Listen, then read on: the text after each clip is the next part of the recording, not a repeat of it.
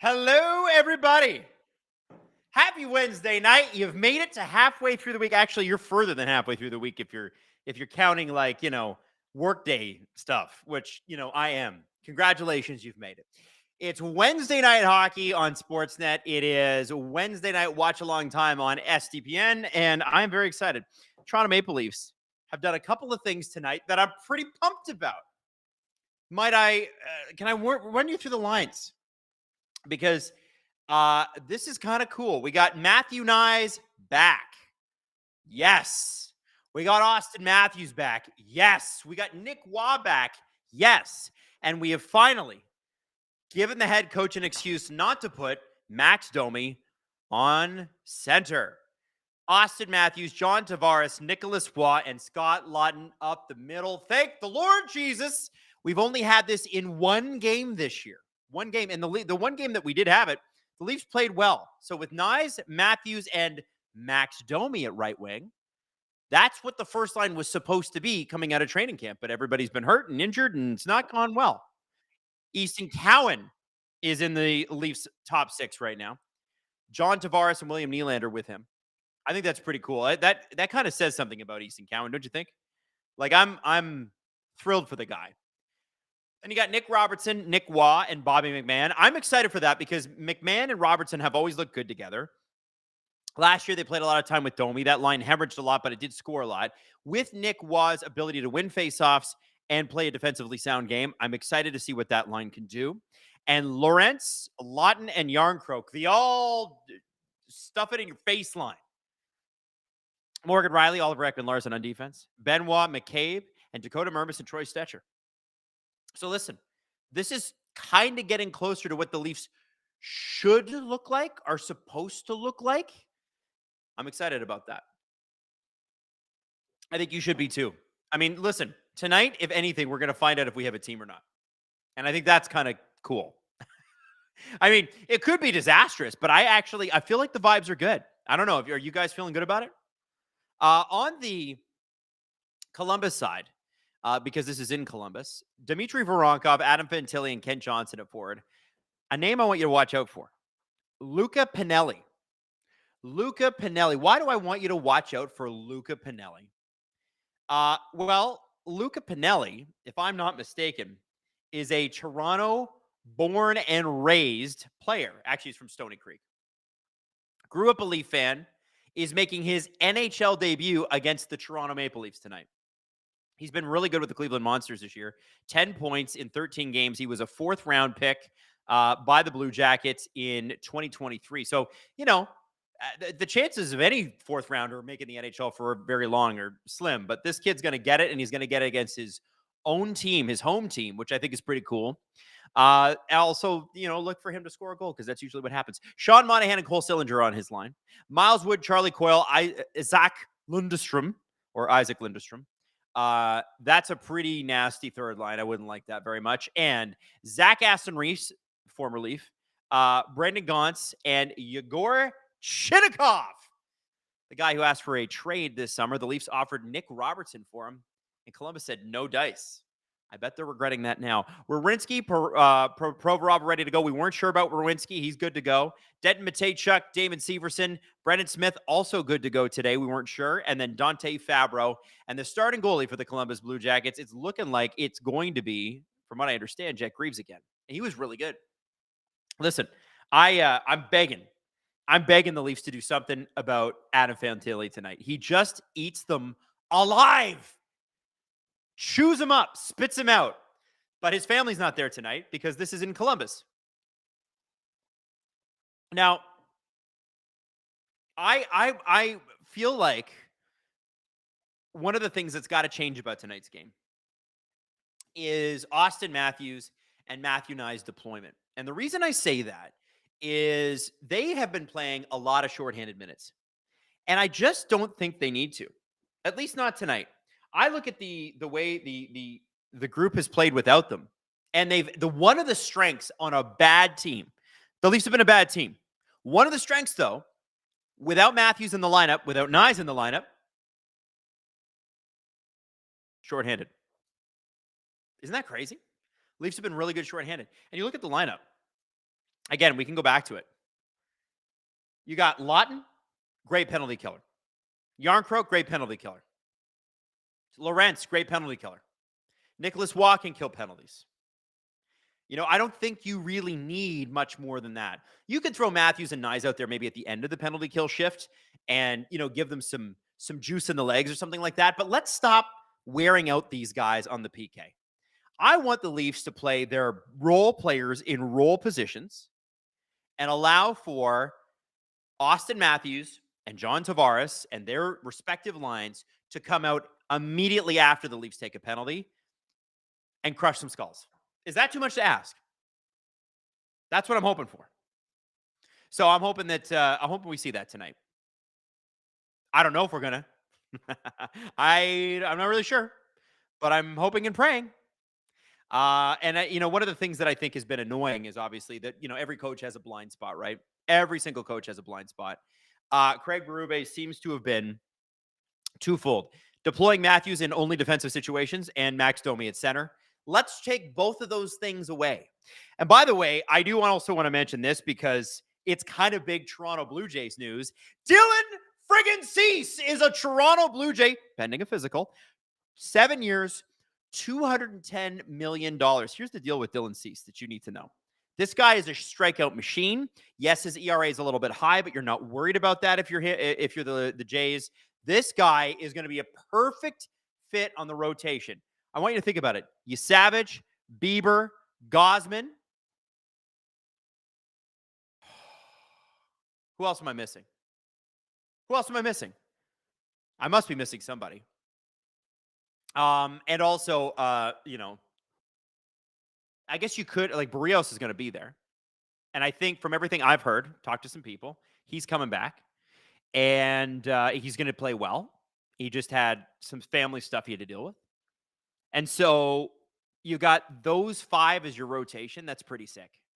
And if you can somehow find a way to get Max Scherzer back under contract and maybe Chris Bassett too, you have Chris Bassett as a long reliever. You have Max as like a 6th starter, potentially a reliever as well. I don't know.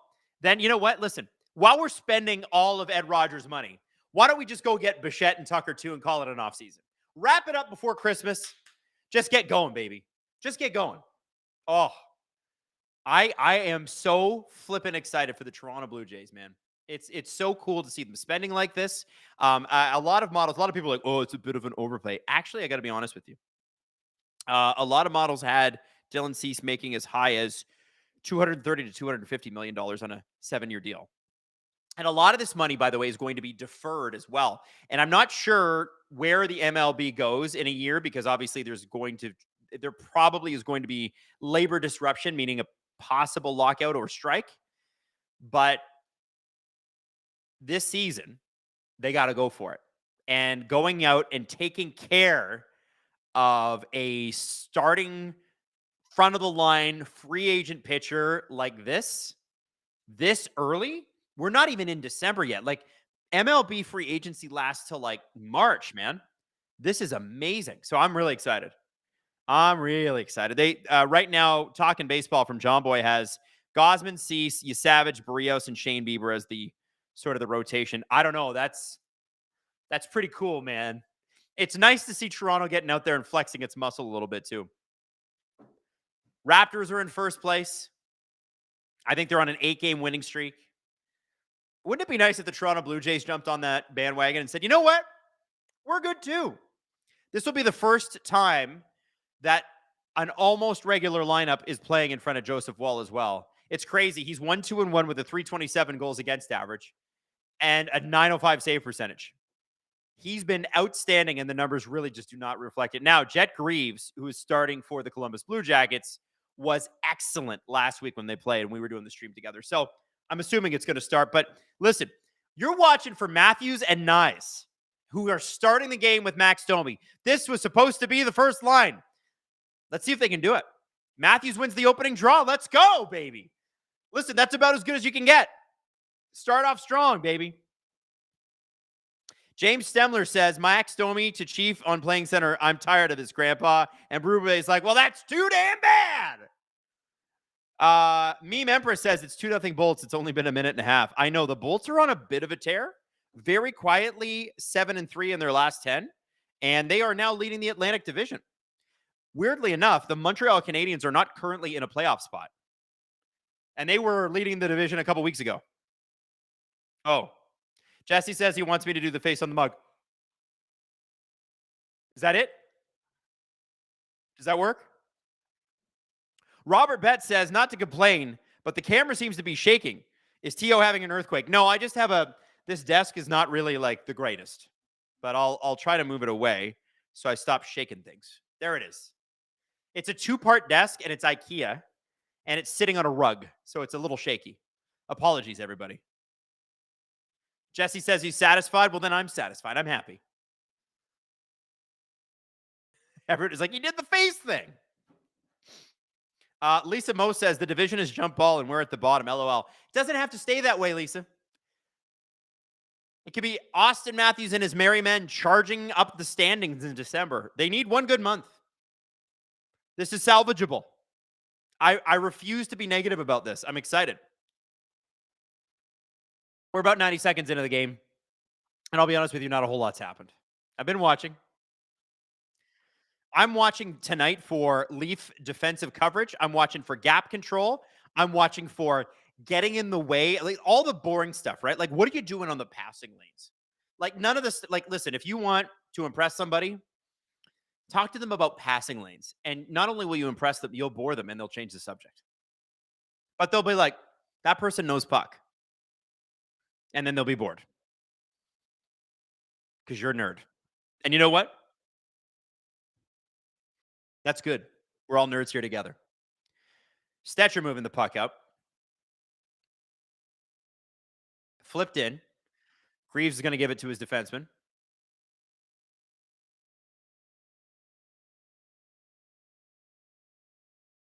So Waugh is also back. You see him out there right now. This is the Waugh McMahon Robertson line. I'm actually really excited for this line. I think this line could do some damage. I'm hoping it's not damage to the Leafs. Here comes McMahon bringing it in. I've really liked McMahon's game too this season. You know, even when the Leafs have showed no heart and soul, McMahon has. Like that guy. I think he's a heart and soul player. And it's nice to see him kind of growing into his own. Need him to score. Toronto has a shot, by the way. Yay. Provorov the shot. Now we got 2 shots in the game, folks. And we're 3 minutes into this. We're averaging 0.75 shots a game or shots a minute. So, you know, I want to say this. Maddie and Jesse are still downstairs. Oh, wow. Craig Berube has got a nice little gash on his forehead. Did he take a puck off the face and nobody reported it? What happened? Yeah, I'm Jesse and Maddie are in the building with me tonight. They're downstairs here at SDPN. So it's kind of nice. I'm usually here all alone yelling to myself. But Maddie is your producer tonight. Robert Malloy is handling the chat. And Jesse Blake is editing the SDP. You can tell him to hurry up.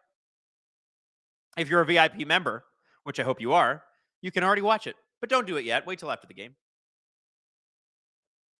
Tavares with Cowan and Nylander. I like the setup of this line. Cowan is such a digger. Oh, here we go. Nice setup by Benoit. Big save by Greaves. Tavares with another rebound.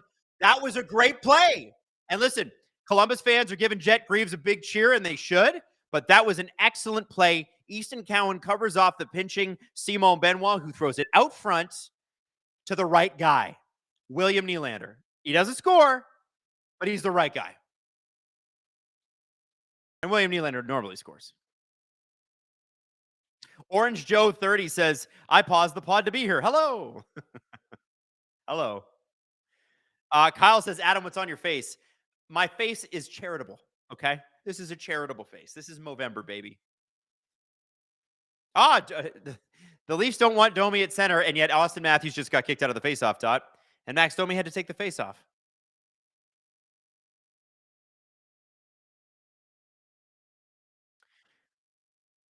Icing call, and it's going to go to Columbus, or go against Columbus. Leafs are going to go back down into the zone. Now the Bolts are up 3-0 over Calgary. You know what's crazy about Calgary is how bad their management group is. I don't blame Craig Conroy one bit.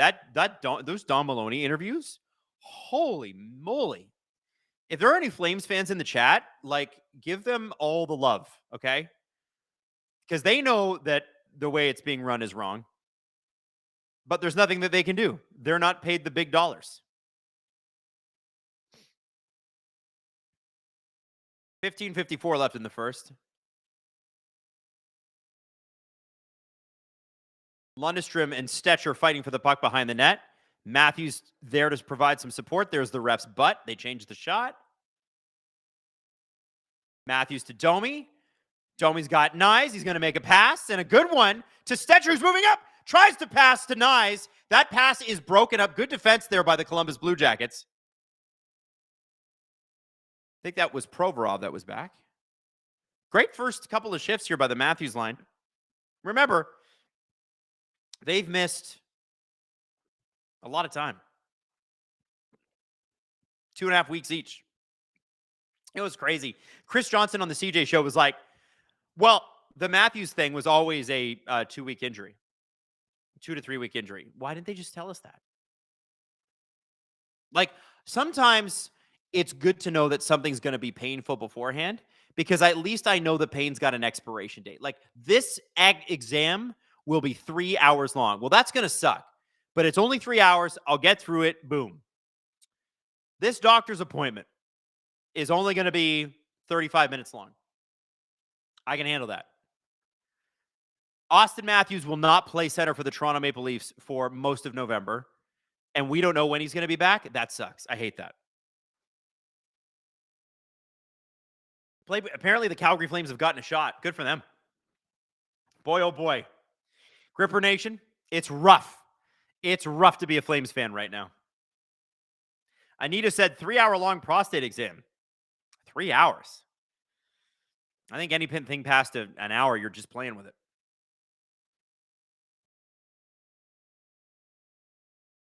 You know, the Leafs are playing with a little bit of jump. They feel like it feels good. Now, they were playing with a little bit of jump to start the game in Montreal as well, given they didn't have the same talent in the lineup that they do tonight. But the first Montreal goal basically broke them, and then the second one smashed them. 2 bits and pieces. And they were scored within a minute 20 of each other. We're going to need to see the Leafs not let that happen tonight.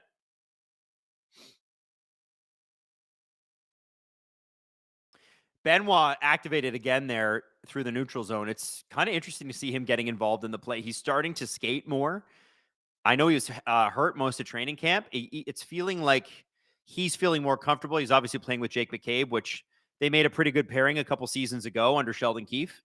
So good for Simon. Tavares is out there now. Gets the puck stripped, which is kind of rare. Able to get it back. Passes up. Intercepted by the Columbus defense. That's the kind of play you don't want if you're the Leafs. Those are the kinds of things that have been killing them. You know, we had Michael Pizzetta, former Hab, now Marley, soon to be Leaf, I hope, on the podcast earlier this week. And he was saying the thing that really has impressed him about Easton Cowan, even though he was injured for a lot of the time that Cowan was with the Marlies, is his motor. Doesn't stop skating ever. Doesn't ever stop. Man, the Leafs could use more of that. That sounds like a potential dog to me. And the Leafs need dogs. We need some dogs. Like Matthew Nyes, he's not a dog. He's a horse. Bit different. He's a big boy. Need more of those guys. To have that on your first 2 lines, that's a pretty nice little bit here. And all we need to do, we need Chris Tanev back. If we can get Chris Tanev back, then I think we're in really good shape. Oliver Ekman-Larsson causing shit in front of the Leafs net. You're not screwing with us, Columbus. Not this time. I love what a jerk Oliver Ekman-Larsson is, by the way. I think OEL is going to go. And it looks like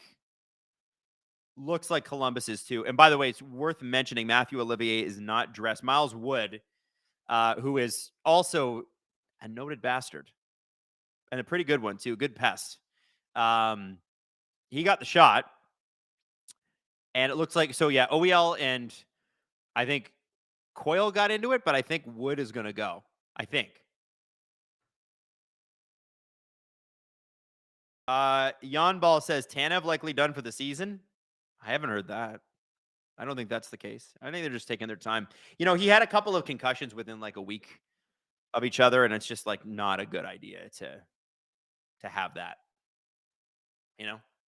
Probably not super helpful. So take your time. We'll do it without you.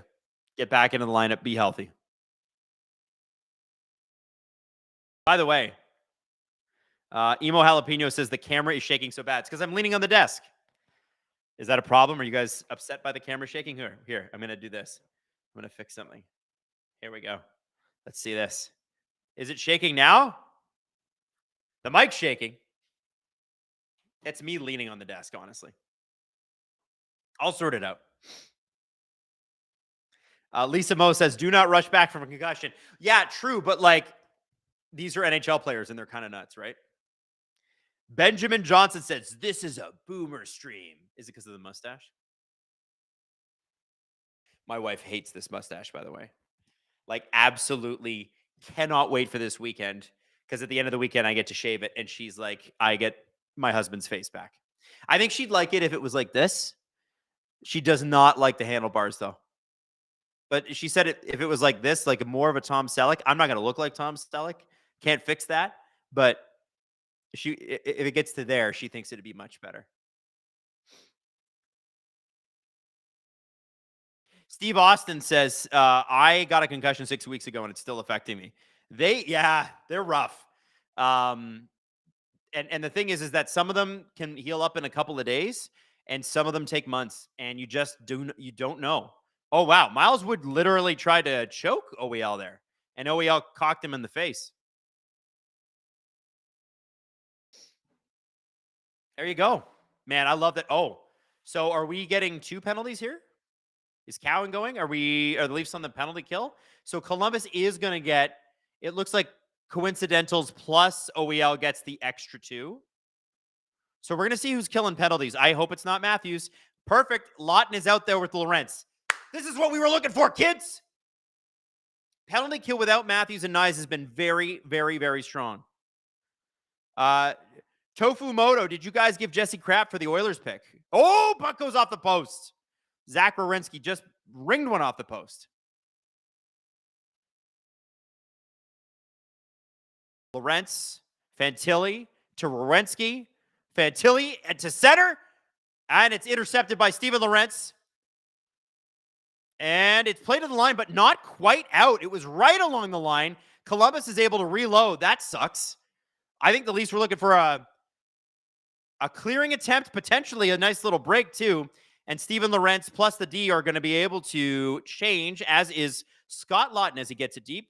40 seconds gone on this power play. Leafs in their last 5 games are 11 for 12 on the PK. That's without Matthews and Nyes. Maybe a sign that the role players are good enough to kill penalties. Don't put them on there. Keep Matthews and Nyes on the bench, please. Fantilli, down to Monahan. Oh, they got lucky. That wasn't Monahan. That was Voronkov. And he is big. He is a refrigerator, that man. Werenski made an incredible play at the line. Both times, both shifts on the PK for the Leafs there, they tried to make it clear, and Columbus was able to keep it in. Just desperation plays at the line. But when you're on the penalty or on the power play, you make those types of plays, it can really, really lead to some great stuff because you think about the mental effect that has on somebody who's already exhausted, like the Leafs PK was. Your lungs are burning, your legs are burning. Lawton and Lorentz are back out there. They're doing short shifts on this PK. 57 seconds to go.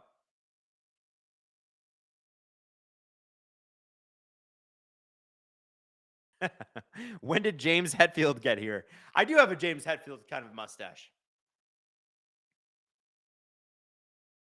Master. 48 seconds to go. Leafs kill the penalty or kill the. They iced the puck. They haven't killed the penalty yet. So Easton Cowan is serving Oliver Ekman-Larsson's penalty. Oliver Ekman-Larsson is serving Oliver Ekman-Larsson's other penalty. But Columbus got a penalty too. And I believe it was Miles Wood.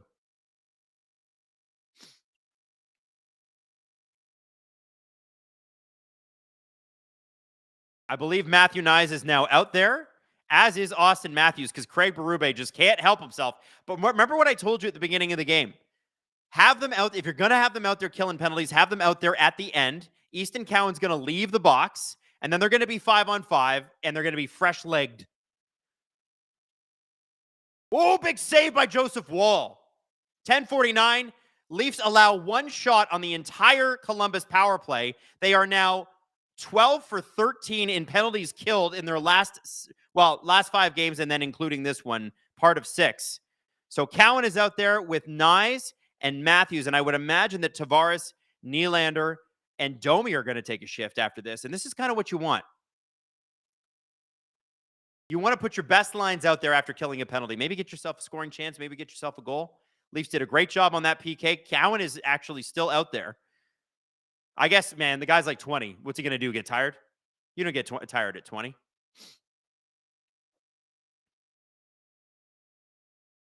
Chinikov goes in offside. 10:06 left in the first. Good kill. I like what we're doing here. And if for any Columbus Blue Jackets fans that are watching, and I know there were a few of you last week, you have a pretty good idea of how fragile the Leafs have been. So, Robert Bet 11. Halfway through the first period, Tampa's up 4-0 on Calgary. Oh boy, that's sure smells like Gavin McKenna over there. You guys all know how fragile the Leafs have been, and it's so every small little thing here we're looking for is a win. Does it sound like cope from my end? Probably. But you know what? You got to do what you got to do. Oh, and I think the Leafs are going to allow a breakaway here. Big save on Fantilli from Joseph Woll. Kent Johnson was in there looking for the rebound, and Fantilli goes after Jake McCabe. I like that there's some chippiness, man. Andrew Doucette says fragile is an understatement for this team. It's true.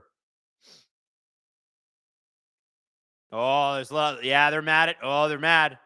Well, they're angry. They're going to listen. What is Fantilli? Listen, respectfully, Fantilli's not doing anything to McCabe, and McCabe just bumped him at the end. And listen, it's not a hit out on Fantilli, but they're different players. Fantilli's not like, I'm a power forward and I'm going to punch Jake McCabe out. Matthew Olivier is not in the lineup. Leafs got to take advantage of that. Not the real Pavel Bure says, what is wrong with Wolf? Calgary Flames fans think he's a top 10 goalie. Well, he might not be a top 10 goalie yet, although I tend to think he'll be there. But at a certain point, Calgary needs to accept that they are not very good. And that last year they were lucky. And yes, they played well, but this is not a playoff team. And I think the owner and the president believe that it is. And they need to fully commit to the next 18 months being a bit of a retool rebuild, and they'll be fine. They're going to be great. But, like, they just have dummies at the top. Like, I don't even blame Craig Conroy. Apparently, Craig Conroy's contract is up at the end of the season, as is Ryan Huska's. And there's been no offer of any sort of contract to them. And I got to tell you, like, I feel like both of them, specifically Craig Conroy, are like it feels like they're fighting a sword battle with one arm behind their back. Like everybody else out there has a shield and a sword, and Craig Conroy's like, I only get the sword because my owner is holding back the shield because he doesn't want to. Like, I don't think he's done a bad job. I actually think he's done a pretty good job. But at a certain point, you need to accept where you are. Nazem Kadri's 35 years old. Go and get a billion first-round picks. Like, I think Nashville right now is saying the ask for Ryan O'Reilly is a first-round pick and one of your top prospects. If Ryan O'Reilly with 13 points this season is that, Nazem Kadri is that plus. And I would far rather, no disrespect to Ryan O'Reilly because I think he's great, but I would far rather have Nazem Kadri on my team and pay that price than Ryan O'Reilly on my team and pay that price. Naz has years left on his deal. Ryan O'Reilly is a UFA, so there's no guarantees he sticks around. And then beyond that, I just think Naz is a better playoff fit. And Ryan O'Reilly is a great playoff fit, but I think Naz is a better one. I don't know. That's just me. That's how I feel. Naz had 35 goals last year. I think he's scoring more at this point in his career. And by the way, Nas is 35, dude. Where did the time go? I remember watching him in person with the Marlies. Ostino 17. Gavin! Red Dead Redemption. Dakota Perrin says Kadri with retention would get an even crazier return. That would be if the owner was smart, and I'm not convinced he is. I have a feeling that whoever takes that contract has to take the full contract because Calgary's just a weird. It's so weird. It's weird. They're a weird group. Alex92 says, I think we need more likes on the stream. Yo, straight up. Hit me up. I agree. Joseph Wall makes save. Cool man Lanny. Chat, are we going to cook tonight? I don't know, chat. What do you think? Are we going to rise to Lanny's level of caps lock? Let's go, baby. We're cooking. 182 Kramer says, I saw Kadri play for your Oshawa Generals. Man, that's going back. He also played for the London Knights with John Tavares, and I think there were some other NHLers on that team. Lawton, over to Wah. Good effort there by Lawton. One thing I've loved is Scott Lawton coming back. He's been like a lone bright spot for me. Whenever he's on the ice, I'm like, I feel okay. Nick Waugh with a little bit of a strip at the blue line, able to. Oh, we got a hand pass. Hand pass. Oh, come on, ref. You suck. Mermis. Puck is not deep. Okay, that's going to drive Berube nuts. That was an easy play. Get that puck deep. Instead, you frittered it in, and then it goes back into the Leaf zone. You got to get that puck. Puck's in deep. Matthews is out there. Have liked his game so far. Out with Domi and Nyes. They don't look like they've missed a lot of time. I'm sure it's going to take them a couple games to get their true legs under them. But, hey, if they're healthy, it's going to look a lot better than when they both were not healthy and playing bad. Nyes corrals the puck. Breaks out. Wood all over him. Domi to Morgan Riley. Puck's in his skates. He still recovers. Domi on the half wall with the puck again. Gets the puck down. Cycles to Matthews. Matthews cuts in on Provorov. Cuts back on Provorov. Gets the puck over to Domi, who gets the puck to Matthews in a shot, and it almost goes in. Oh, Jet Greaves just caught it at the last minute. Matthew Nyes was there to knock it in. Some great offensive zone cycling by the Toronto Maple Leafs. And look at that. When you put Max Domi in a place to succeed, he does. Great playing. Riley, Domi, and Matthews made a great give-and-go sort of Chicago Bulls mid-90s triangle offense sort of play there. Kept cycling the puck back. Eventually, they're able to get a sneaky shot through. And Matt Nyes, man, just missed out. 7:53 left in the first period. Love seeing that. That's a positive sign.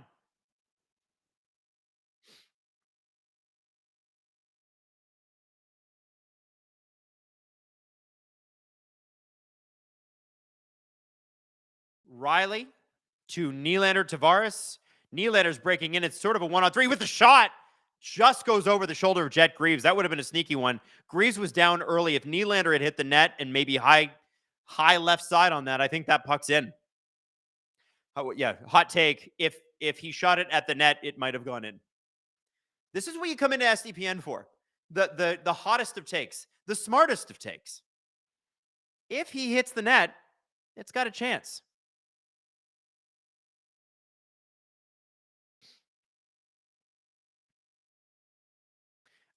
Ian Ball says, I think they brought Nyes back too early.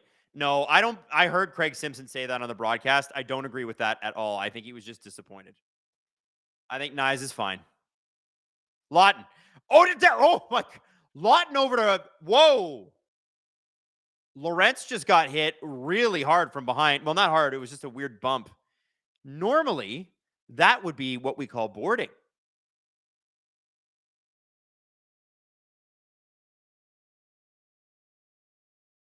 Domi is out there again with Matthews. They are certainly getting that Matthews line their shifts. I think this is their 5th or 6th of the period. They're playing a lot, and they're matched up right now against the Columbus fourth line. So this is a favorable matchup if they can get a hold of the puck. Fantilli is now out there, so Columbus are changing. Oh, and we got a fight. It's Zach Aston Reese and Dakota Mermis? Why?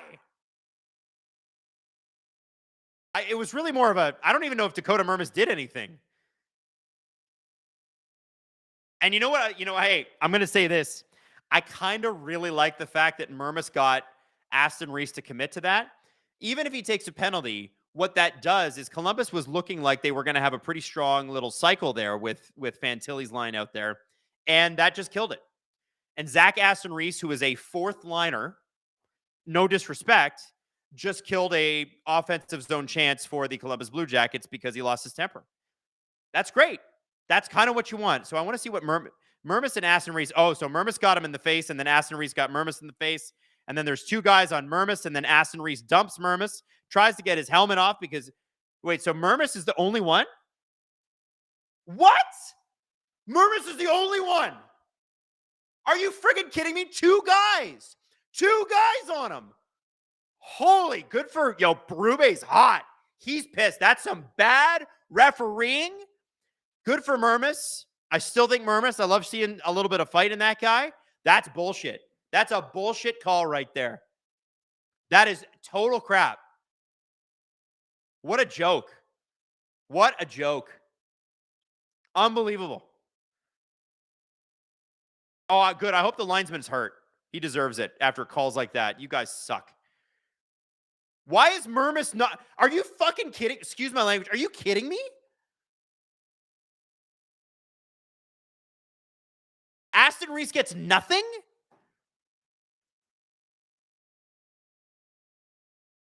That's embarrassing. Man, wow. The Herd says linesmen don't call roughing penalties. Yeah, but they do call other bullshit calls, so screw them. I'm kidding. I'm being salty. Look at this. What the fuck? Voronkov and Aston Reese both take down Mermis, and Mermis is the only one? What a joke. What a bunch of losers. Loser-ass refs, man. Terrible. Absolutely just gobsmacked by how dumb these guys are. They're so bad at their job. I'm not even going to hold it back. The Leafs can't say anything. What's the NHL going to do? Fine me? Andrew Doucette, let's start the tank already. Please, I'm begging. No, I think the Leafs are good. They're playing well. Let's kill another penalty and stuff it down Columbus's throat and stuff it down the ref's throat. It's really not Columbus's fault. I'm not even mad at the Blue Jackets.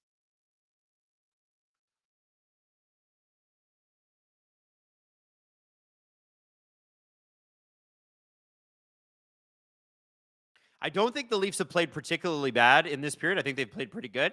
I think the issue is that they've had a couple of penalties against, which, is going to tilt scoring chances and shot chances away from you.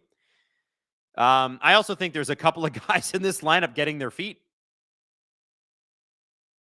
I don't think I'm expecting like an A-plus beauty game tonight. What I'm expecting is A-plus effort. Leafs have already killed 45 seconds of this power play, and they're doing short shifts. It's short shifts. It's Lawton and Lorentz out there again. Lawton with a great defensive play at the Leafs blue line. He gets it back down. 1 minute of this power play is killed. My God.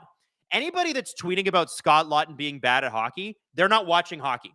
They're simply not watching. This guy rocks. I love this guy. And I wasn't sure, man. When they made that trade, I wasn't sure.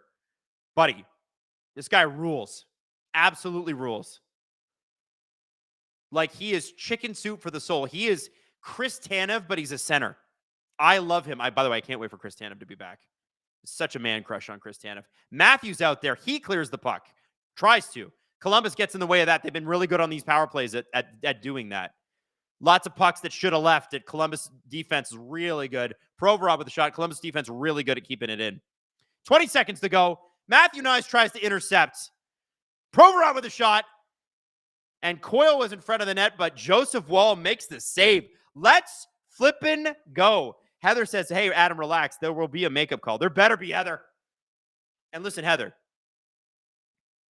it's easy for you to say relax. you have one regulation loss all season for the Avalanche. They're going to win the cup. They're winning the cup. 182 Kramer. Should the Leafs miss for McKenna? I mean, they might. I would prefer them just make the playoffs. Dude guy 777, the ref shrugged when Hyman got tripped in front of the net last night. Yeah, well, listen, refs suck, dude. They're terrible. Lawton versus Coyle on the power play. Lawton wins on the penalty kill for the Leafs. Power play for the Blue Jackets. Lawton did. Man, Scott Lawton is the PK MVP. This guy, he rocks. Oh! Coyle tried to flip one over Joseph Wall. Columbus gets 2 shots on that power play, and it is over. And the Columbus Blue Jackets are running Jake McCabe right now. They're pissed. Jake McCabe gave Adam Fantilli a bit of a push at the end of a rush. Fantilli was upset about it. He went up and told McCabe about it.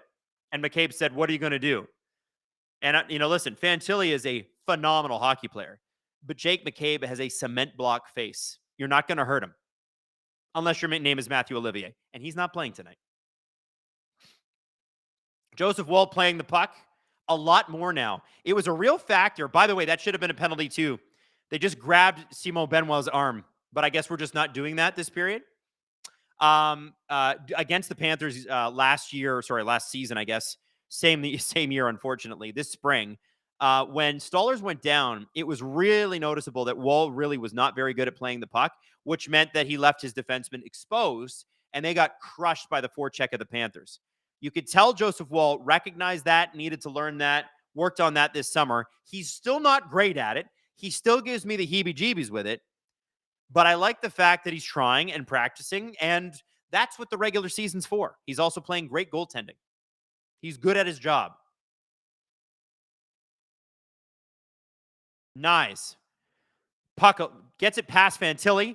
Domi gets it to Nyes. Nyes has got players all over him, and he's still able to come up with it. Absolute horse out there.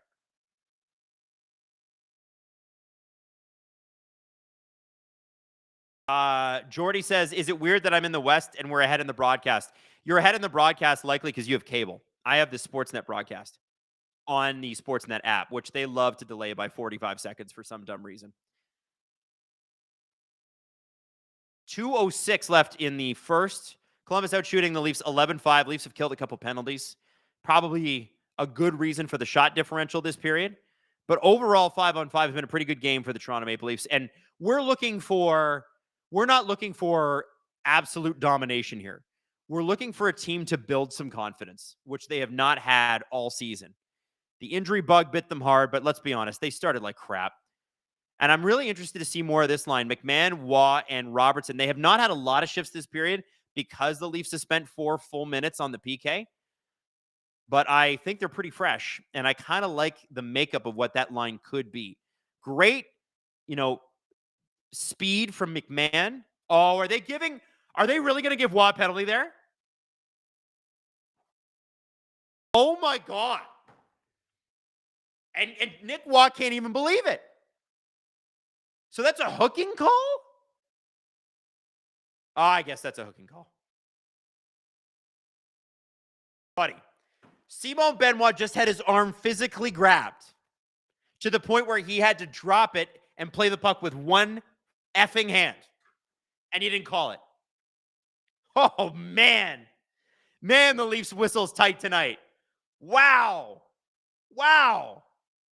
Are we, it's just, honestly, I get that was a penalty. But there has been several, 2 or 3 instances where Columbus did the exact same thing. Are you telling me through the first period, Columbus has been perfect? They haven't made one illegal on-the-line penalty? The Leafs are getting called for everything. Who are the refs tonight? I'm going to look this up. Scouting the refs.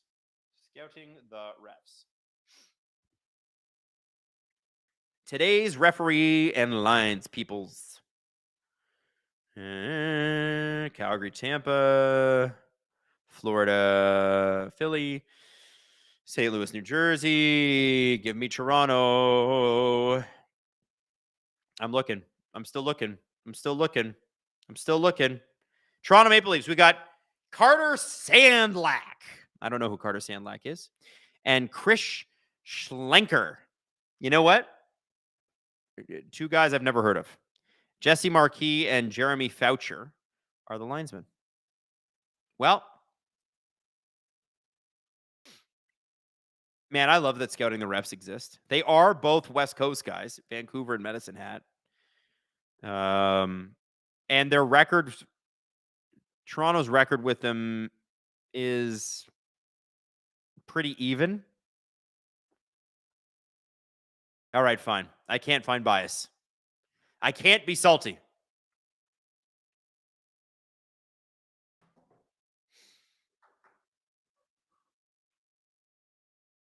And Berube's pissed. He's just screaming at them.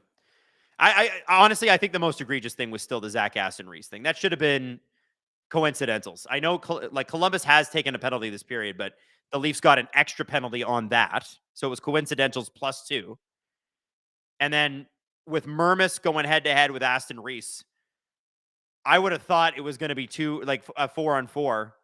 No, just Mermis. Berube's not thrilled. And this is the bummer thing. You know, Nick Waugh, McMahon, and Robertson are not going to get a lot of shifts when this is what's going on, right? I want to see more of that third line, but Lawton and Lorentz, just dynamite PK. So Yarncroke is out there now with Austin Matthews. Can we please stop putting Austin Matthews on the penalty kill? I don't think he needs to do it anymore. I guess it's 25 seconds left in the period. You want your best centerman out there. I get that. But, like, dude, save the man and let him score some goals. Fantilli along the half wall with a shot.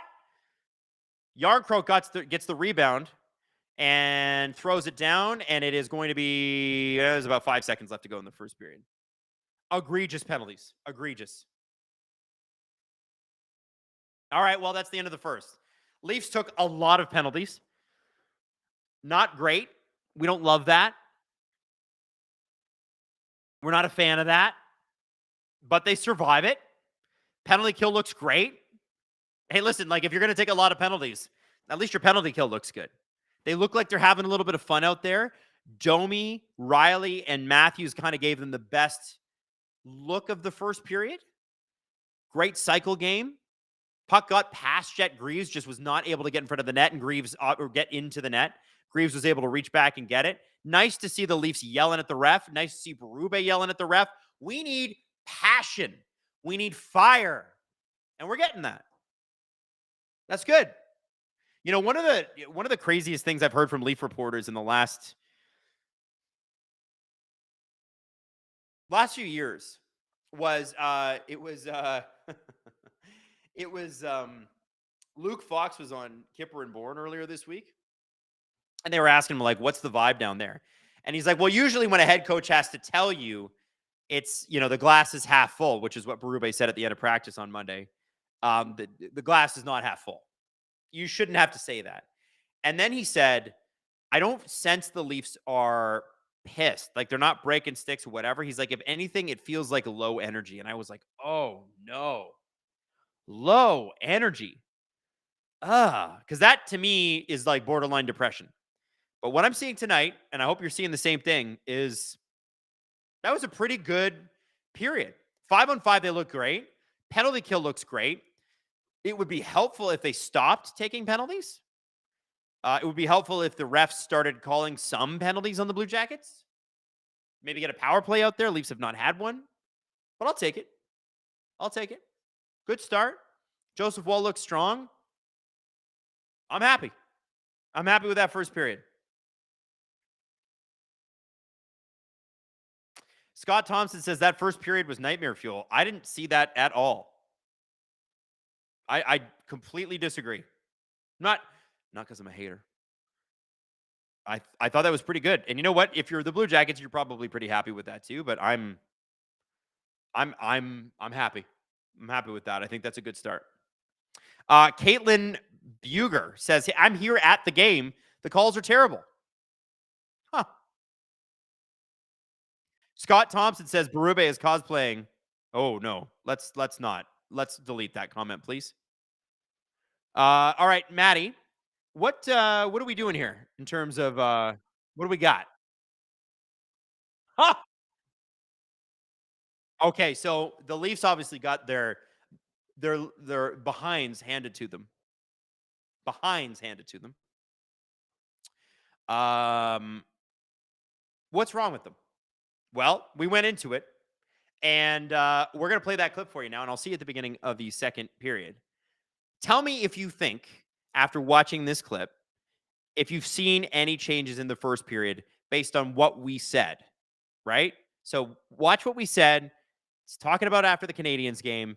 Do you feel like with Matthews and Nyes and Waugh back in the lineup and a little bit of confidence and a little few days off, have things changed? Fingers crossed. Hopefully we'll see you at the beginning of the second intermission. Or not second intermission. Second period. Go, play the clip.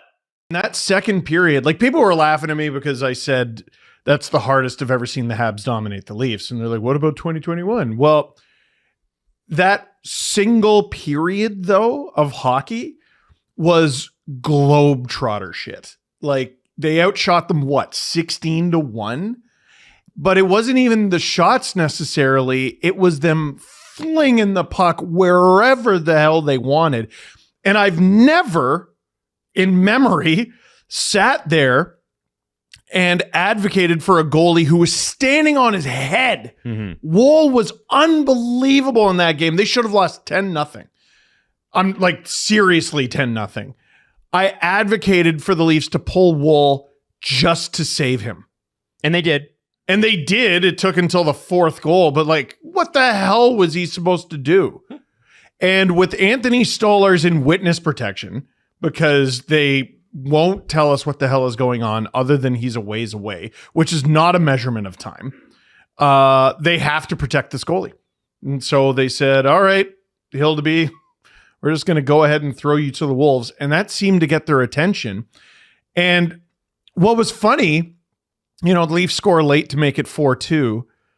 It wasn't even that late. Like, for them to come back at that point with the amount of time that was left, like producer Drew's in my ear, and the little scamp that he is, he's like, a comeback here would not even be that insane.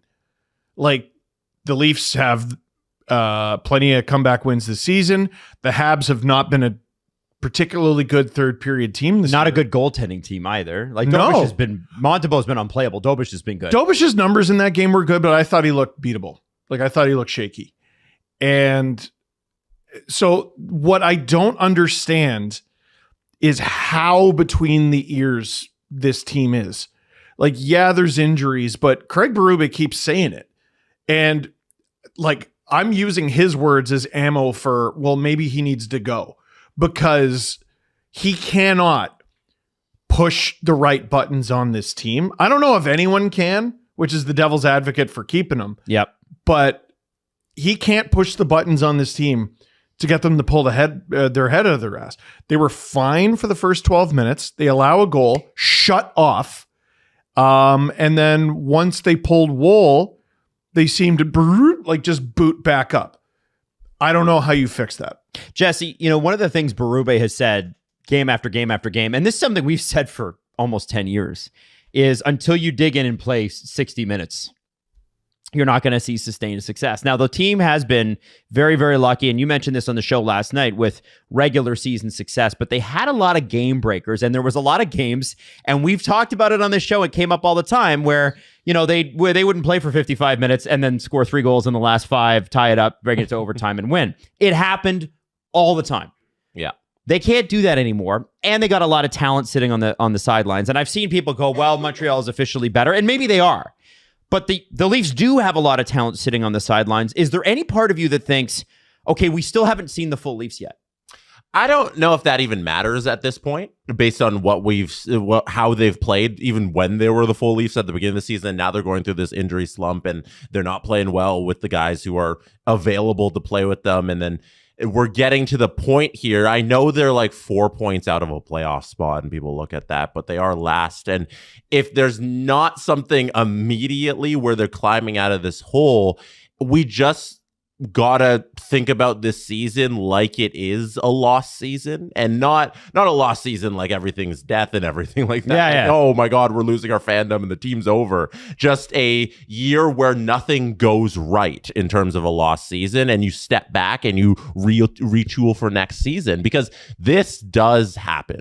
This isn't very common in what the Leafs have done for the last 9 seasons. There is a reason that they currently have the longest consecutive playoff streak out of any team in the National Hockey League. It's because you don't usually go 9 consecutive seasons without missing the playoffs. Yep. So one of these years was bound to happen. Whether you want to blame it on the GM for not putting enough pieces together, enough talent onto the roster for them to be competitive for the playoffs this year, or if you're blaming it on injuries, either way, we're going to find out how the season plays out, and we're going to have some answers, and you got to look towards next season. I was looking at from 2016 to 2017, a cumulative result of all of the teams in the National Hockey League.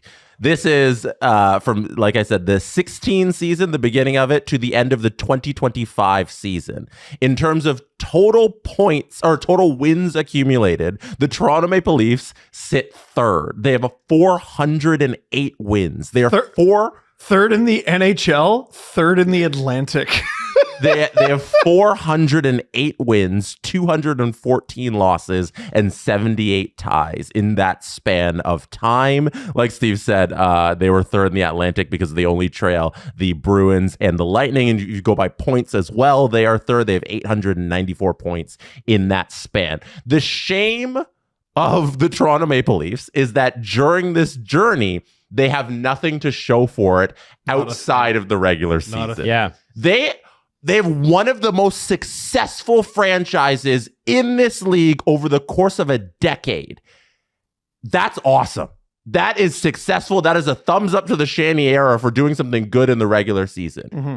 But they always fell short in the playoffs. And we're reaching the end of this point because this season I don't think is going to go well. I think I have enough evidence to be confident in the rest of this season and say that this team is going to be either fighting for a playoff spot in the bottom of the East playoff race, or they're going to miss entirely. I think we have enough evidence to say I think this is fair. where it's going. This Fair. is probably where it's going to be, barring a miracle. Uh-huh. So this is the one year that they're going to have the blip in the radar. That's how you got to move forward. We had our success in the regular season. This isn't going to be one of those years, because these years tend to happen for very good teams. Last year was Boston and New York. Sometimes it's Tampa. You brought up that Tampa franchise. Sometimes it's Colorado. This happens. This is the Leafs year to wear that.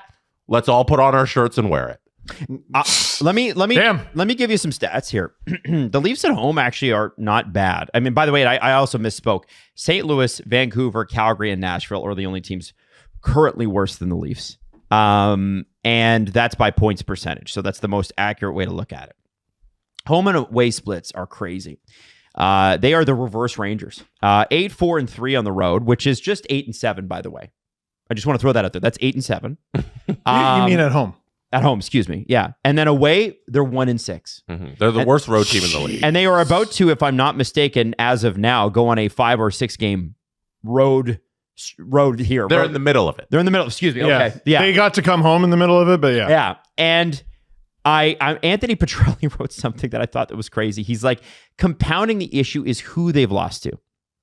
He said they've played division rivals, Montreal, Buffalo, Boston, and Detroit 8 times total. Mm-hmm. They've won 2 of those games, with one of those wins coming in overtime. So out of a possible 16 points, they grabbed 4.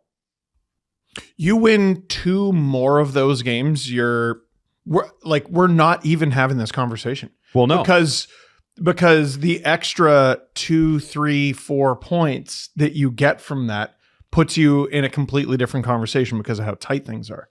Now, one of the things that he brought up, and one of the things that we've had under the microscope, and it's probably been like the 5th or 6th most important story because the player hasn't been playing. But Steve, right before Austin Matthews got hurt, you brought up his deployment. And there was I think it was somebody on Twitter that had it, where he's getting all these defensive zone starts and it's crazy and whatever. Yep. And, you know, when he went down, he was not a point a game player. No. And that was killing my fantasy team. Again, I'm just going to bring that up. But I want to say this. This is interesting. He said, I was curious about the Leafs penalty kill. This is Anthony Petrelli without Matthews. And so far, They are 11 for 12 or 91.7% in 5 games. But they have Lawton, Lorentz, Yarncroke, and even Nick Waugh, who appeared in 2 of those games. And it's quite obvious that they're good at it. Why are, when Matthew Nyes and Austin Matthews coming back, why are they immediately going to be slotted into that? Because we know that they will. And is that the right idea? Because now we have to get a little bit granular. We have to, we've talked about Domi and the role Domi's playing, the fact that he's swimming. We've talked about the fact that Domi McMahon Robertson line just does not work. Robertson, who was like 6 points in 6 games, I think he's got 1 goal in the last week, and it was against Chicago. You've because completely stifled his season. So are we going to, before his injury, Matthews was 3rd among the forward group in shorthanded on ice time per game at 153. Matthew Nyes was 4th at 142. Is it time for Craig Berube to trust the other guys to do that? Yes. And let those guys score some goals? It's time for them to try bloody anything. Enough. Like, I'm sitting here bashing my head against the wall. Like, okay, making trades is hard. The waiver wire is hard. Calling guys up is difficult and whatever, and the injury. But okay, you're pointing out things that, okay, here's what you have. Here's how you can just use it a little differently.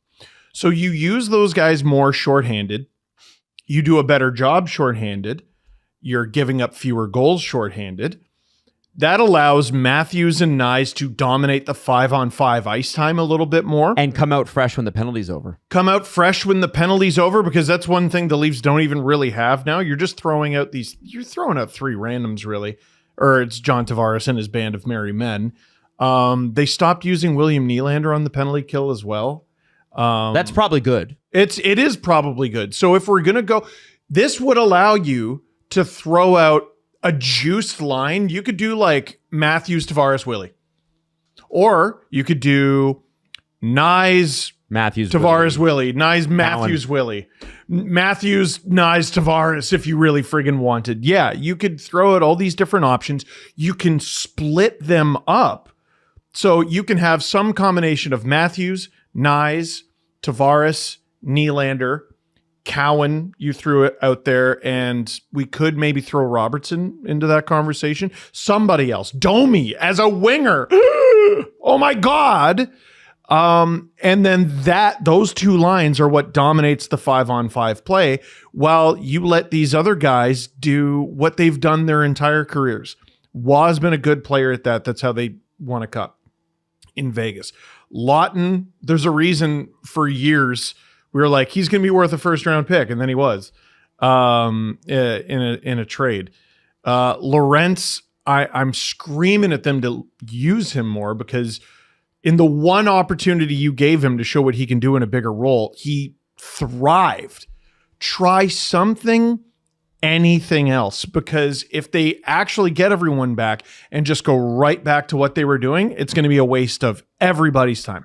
Jesse, last year, the McMahon, Domi, Robertson line, even though it hemorrhaged a lot of shots and scoring chances, it did score goals. It seems like this year it's not doing that either. Yeah, I don't like that line, because I think Robertson in particular has afforded himself a chance at playing somewhere better than that. Yes. Yes. Like, when I see Domi out there, I don't think that is a place for Robertson to be. And I focus on him because he's the one that's really excelled in this lineup. And out of the small victories that the Leafs have this year, he's one of them.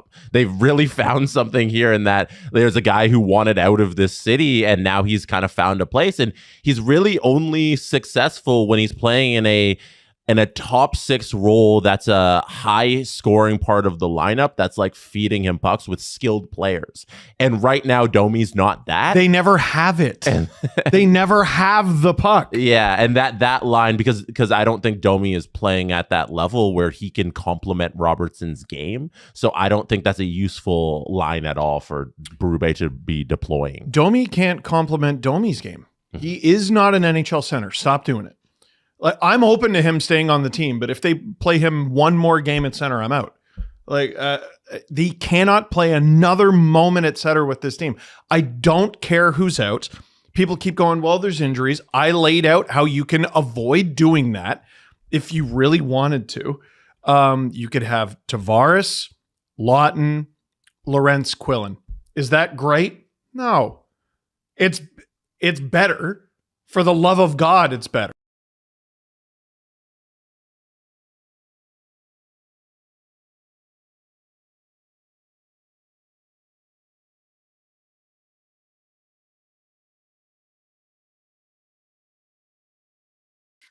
Hey, I have a question for you. Would you be okay with Craig Berube stepping in the microphone and taking a $50,000 fine, calling out the refs after the game tonight? I would. I think he's got to say something, man. Leafs are, and Steve just tweeted it out again, Leafs are perennially near the bottom in penalties for, meaning like power plays for in the entire league. Year after year after year. It can't be by accident, man. These guys are dinks. Just total bums. By the way, I think we fixed my stream, so I should be more in line with the actual time of the game. Leafs are going to start this, by the way, on a penalty kill because actually, you know what? Of all the penalties the refs called, this was a real penalty. The Nick Waugh one on Severson, it was a hooking call, and yes, it was a hook. Okay, I'll take that. What about the other ones? Don't even get me started. The other thing I got to say, and I'm going to say it, is I'm getting awful tired of Canadian broadcasts. I know it's a national night. I'm getting awful tired of Canadian broadcasts making it about the American team. I am sick and tired of this crap. If it's a national game across Canada, which it is, and it's Toronto versus anyone in the United States, then your duty is to focus on the Toronto part, not on the Columbus part. The idea that, oh, the Leafs need to stay out of the box, I think Luke Gazdic said that. Yeah, dude, no shit. And I think Luke Gazdic apparently is a great guy. So it's not like a personal attack. And then there's like a whole Fantilli segment. I'm like, dude, can we just... I'd like to focus on the fact that Matthews and Nyes are in the lineup. How have they looked? How's Nick Waugh looked? Can we talk about the reffing? Oh, actually, we can't because it's Sportsnet and the NHL will call them and get upset.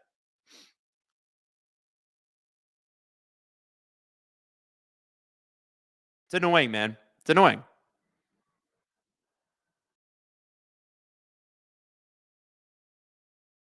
Yeah.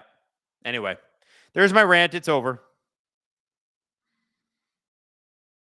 Just making me crazy. But the penalty is killed. We are now 5-on-5, and the Leafs are in line for some makeup calls. As Heather the Avs fans pointed out to us earlier, makeup calls time. James Stemler, I never even watch the intermissions anymore. That's why I put SDP clips in the intermission. We like to also on Saturdays, like we've got the Ballybet stuff, which is super fun. You should join on that. And we got the Spark stuff for trivia. You should join on that too. I'm begging you to hang out with SDPN during the intermissions. I think we can do a better job.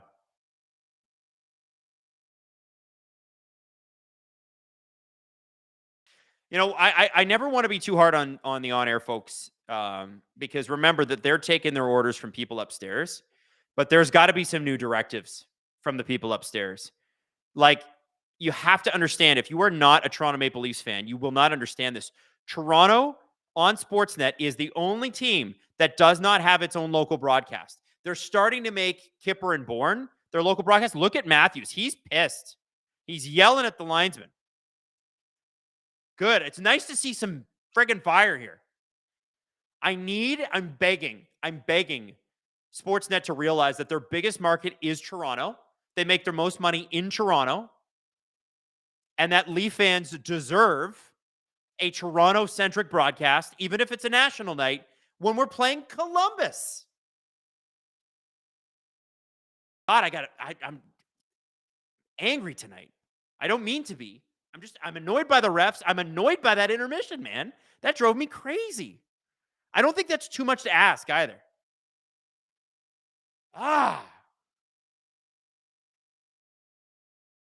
18:53 left in the second.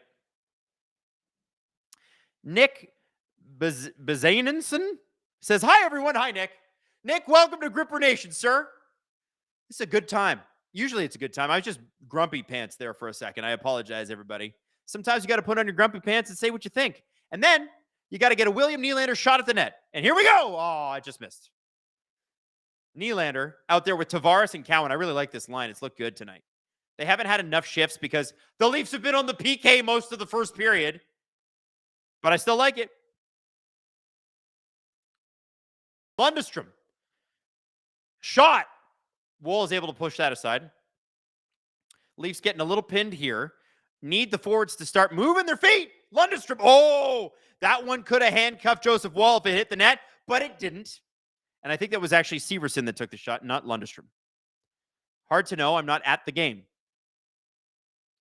And the Sportsnet feed on their app is broadcast in a nice, crisp 720p. You know, the year being 2012, as it is right now.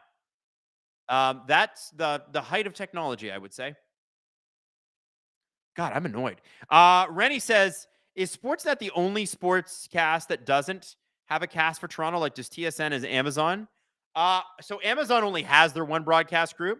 When TSN has a broadcast group for Toronto, they bring on Jeff O'Neill, and it's usually Cheryl Pounder and Darren Dreger. And that's their local Toronto crew. When Montreal's got it, it's like Frankie Corrado and that, you know, like they have people for these broadcasts. Matthews with a shot. And you look at like what Sportsnet does in the West, like how beloved is Gene Principe?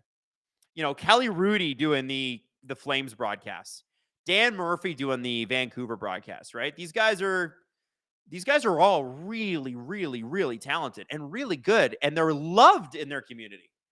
And we just don't get that. Like, we do get Kipper and Bourne sometimes, but I don't know, man. Like, if it's a national game and it's Toronto versus Edmonton or Toronto versus Ottawa or Vancouver, whatever, I get it. You got to be neutral. But it's Columbus. Nobody in Columbus is like, man, I sure hope the Canadian national broadcast is neutral tonight. Otherwise, I'm writing a strongly worded letter. More tariffs for you. What are we doing here? Nick Waugh out there wins the faceoff cleanly to Oliver Ekman-Larsson. Floats one in, a dangerous shot. Nobody there to redirect, but a really nice play there.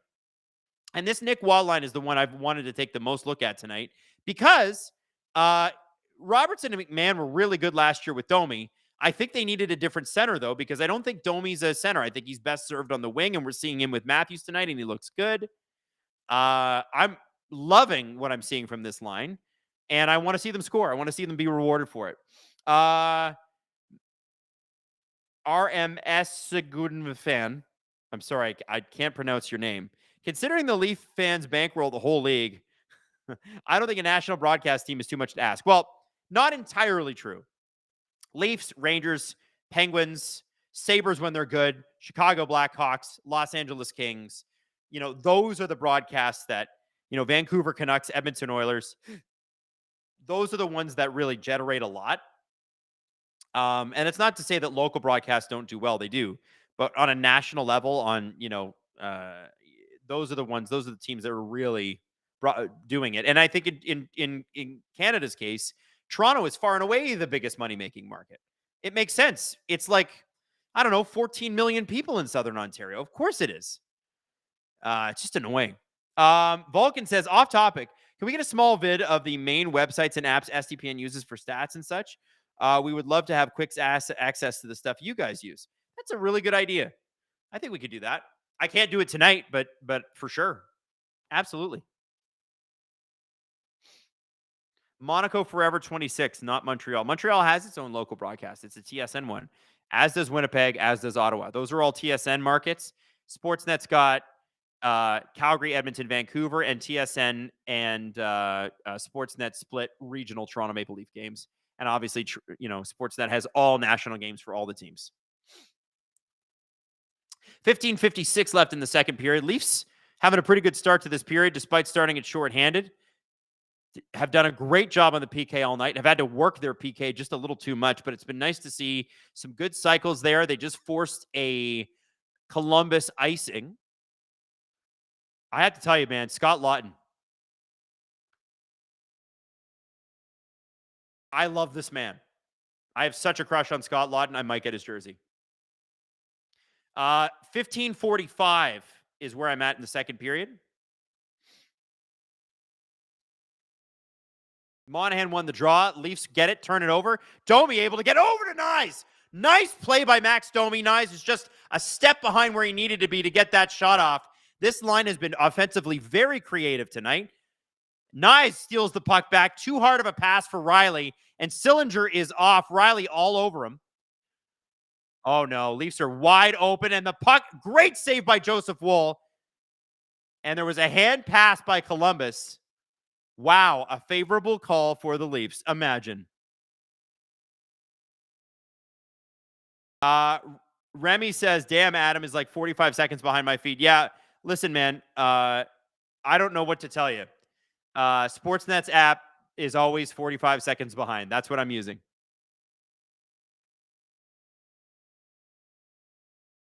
Adam, you want a Maple Leaf centric intermission? You should watch TNT. They have a Leafs when they have a Leafs game. There is a Barstool Leaf booster. Yeah, well, I don't get TNT up here.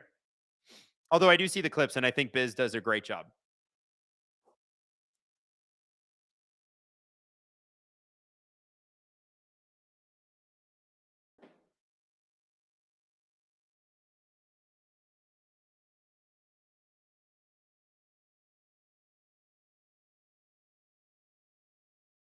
$15.09 left in the second.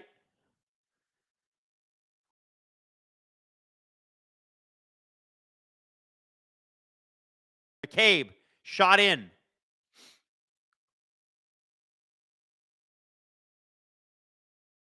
Leafs fourth line is out there. They're hustling hard. The skates are moving. That's what you need. The Leafs fourth line for basically the entirety of the Marner, Nylander, Matthews era had no identity. Each and every year they tried to figure it out, and each and every year they failed. And this one with Lawton, Lorentz, Yarncroke, at least you know what those guys are all about. They're going to go out there. They're going to give you energy line. You hope that they can end the shift, giving you an offensive zone faceoff. That's really the goal. Oh, Leafs are offside. Great play by Nick Waugh and Bobby McMahon at the line. I think just a step too far. Yeah, man. Like I feel like there's a, I think there's a really, that's a good line. I'm not expecting them to score a bunch, although I know Scott Laughton can. He can get 30, 35 points a season. That's pretty good for a fourth liner. But they play a role. All of them kill penalties. I like it. Man, Dean Evison is a Columbus Blue Jackets pant shade of red right now. Blue Jackets fans, is he always like that? That is a very tomato-looking man. He looks pissed.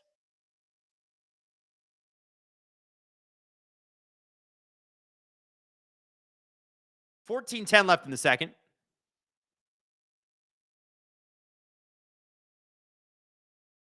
By the way, for people complaining about the amount of shots the Leafs have, it's directly due to the fact that they had 4 penalties called against them in the first period.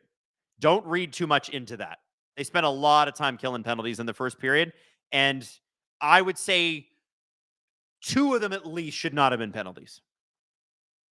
David says, Kane scored a power play goal. A miracle has occurred. Is it Svechnikov? That's what we need it to be. Robert Bett, can we get Puckpedia to monitor the refs and linesmen? Actually, there's a website that already does, and it's called Scouting the Refs.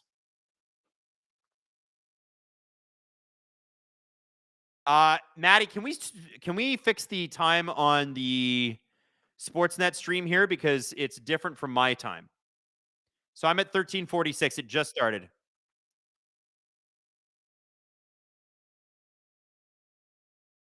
Are you watching on the app, Maddie?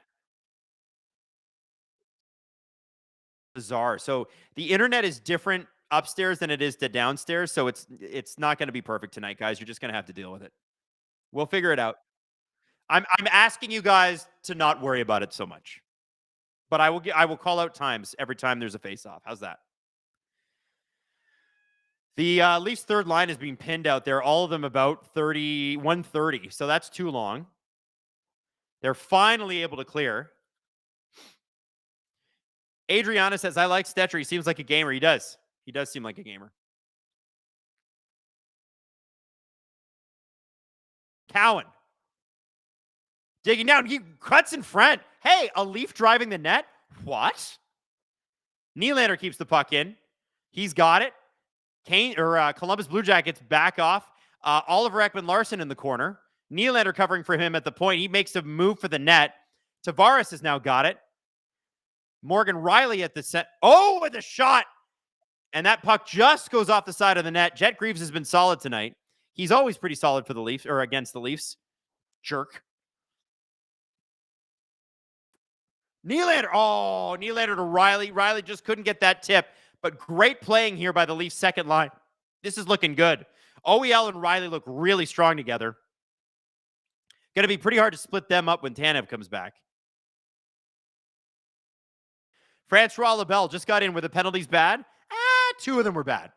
2 of the 4. The other 2 were real penalties.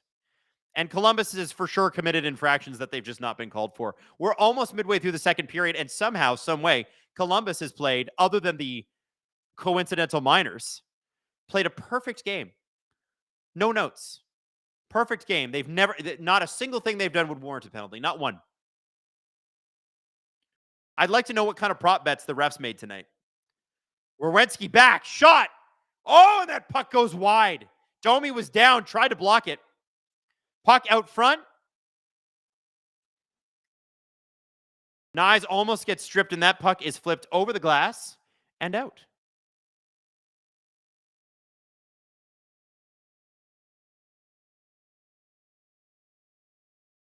Man, love seeing Easton Cowan go for the net like that. Mike St. John says Tanev and McCabe are a thing. Not going to change that pairing. Yeah, you know, I almost wonder too. So, okay, if I feel like Troy Stetcher's been really good for the Leafs since he's been here. Seems like a gamer, seems like a guy that tries. I don't think he's perfect, but he's got some wheels and he can handle a puck. So if Tanev comes back, you've got OEL Riley, offensive tilt. You've got Tanev McCabe, defensive tilt. And then you'd probably have Benoit or Mermis in with Stetcher. And I've really liked Mermis with Stetcher, but I'm assuming you'd probably play Benoit because he's just a guy that's earned his time. I don't hate it. I don't hate it. Toranira says, Marner has introduced Vegas to Leaf-style hockey. I hope Vegas loves their investment. I'm sure Vegas are just fine with their investment. I'm sure they're just fine. Listen, I saw that Marner giveaway in overtime. It was very Mitch Marner, but 9 times out of 10, he's not going to make a play like that. And yes, Leaf fans are going to relish a little bit the fact that he did it. But like, if we're being honest, if we're being open and honest, we know that Mitch Marner is a huge defensive plus on any team and a huge offensive plus. And I know he's tracking along at about 78.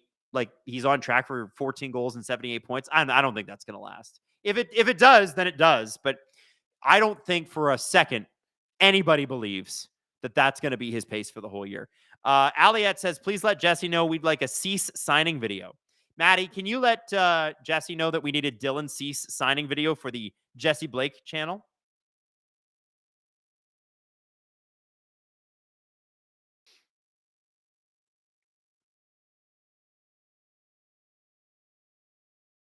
Five nothing Bolts. Oh my God. Wow. Jesse says he's going to make that Dylan Cease video tonight or tomorrow. So be on the lookout for it. Leafs need in this period more scoring chances. I'm feeling like it's been a pretty even 5-on-5 period.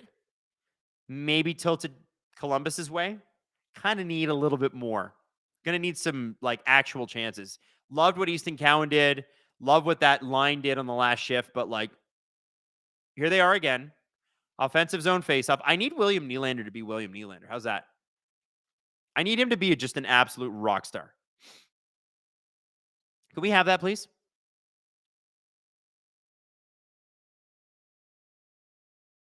Nylander with the puck.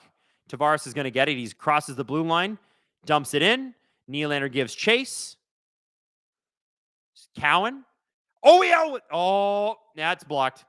But OEL had a cool little opportunity there. Riley OHL pairing with this Easton Cowan, John Tavares, and Nylander line's been looking pretty good, except for this. Oh, Adam Fantilli was a wide open in front of the net. He tried to deke Joseph Wall, but Wall was there with him the entire time. Oh, it's so nice to have good goaltending again. My God. And now Columbus has iced the puck. David says, curious, is Canada's Thanksgiving food similar to American? We do turkey, potatoes, stuffing, etc. It's exactly the same. We even sometimes deep fry our turkeys just like you guys do. We just do it 6 weeks before you guys do. So our Thanksgiving is in early October, right around the time that the season starts. But yeah, basically the same.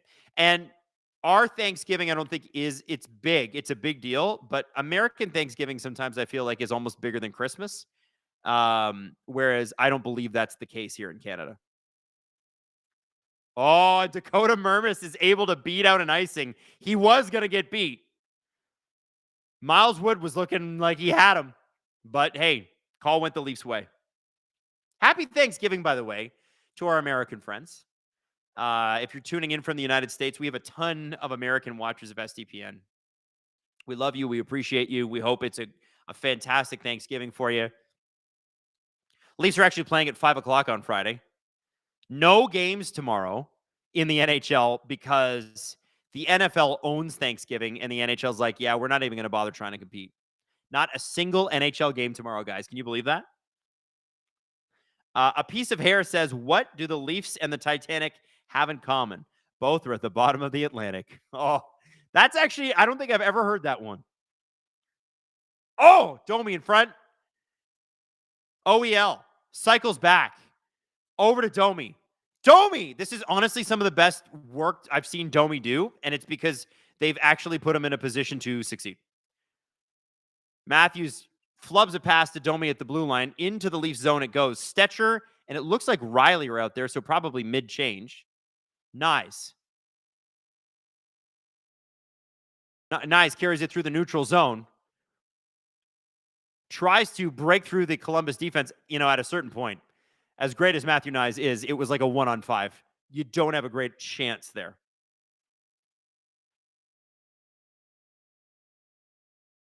Chinikov dumps it in. Got a favorable matchup here. Leafs third line versus Columbus fourth line. But their first defense pair is out there. Werenski, we weren't sure if he was going to play, but he's out there with Provorov, and they've been dangerous tonight. They've looked really good.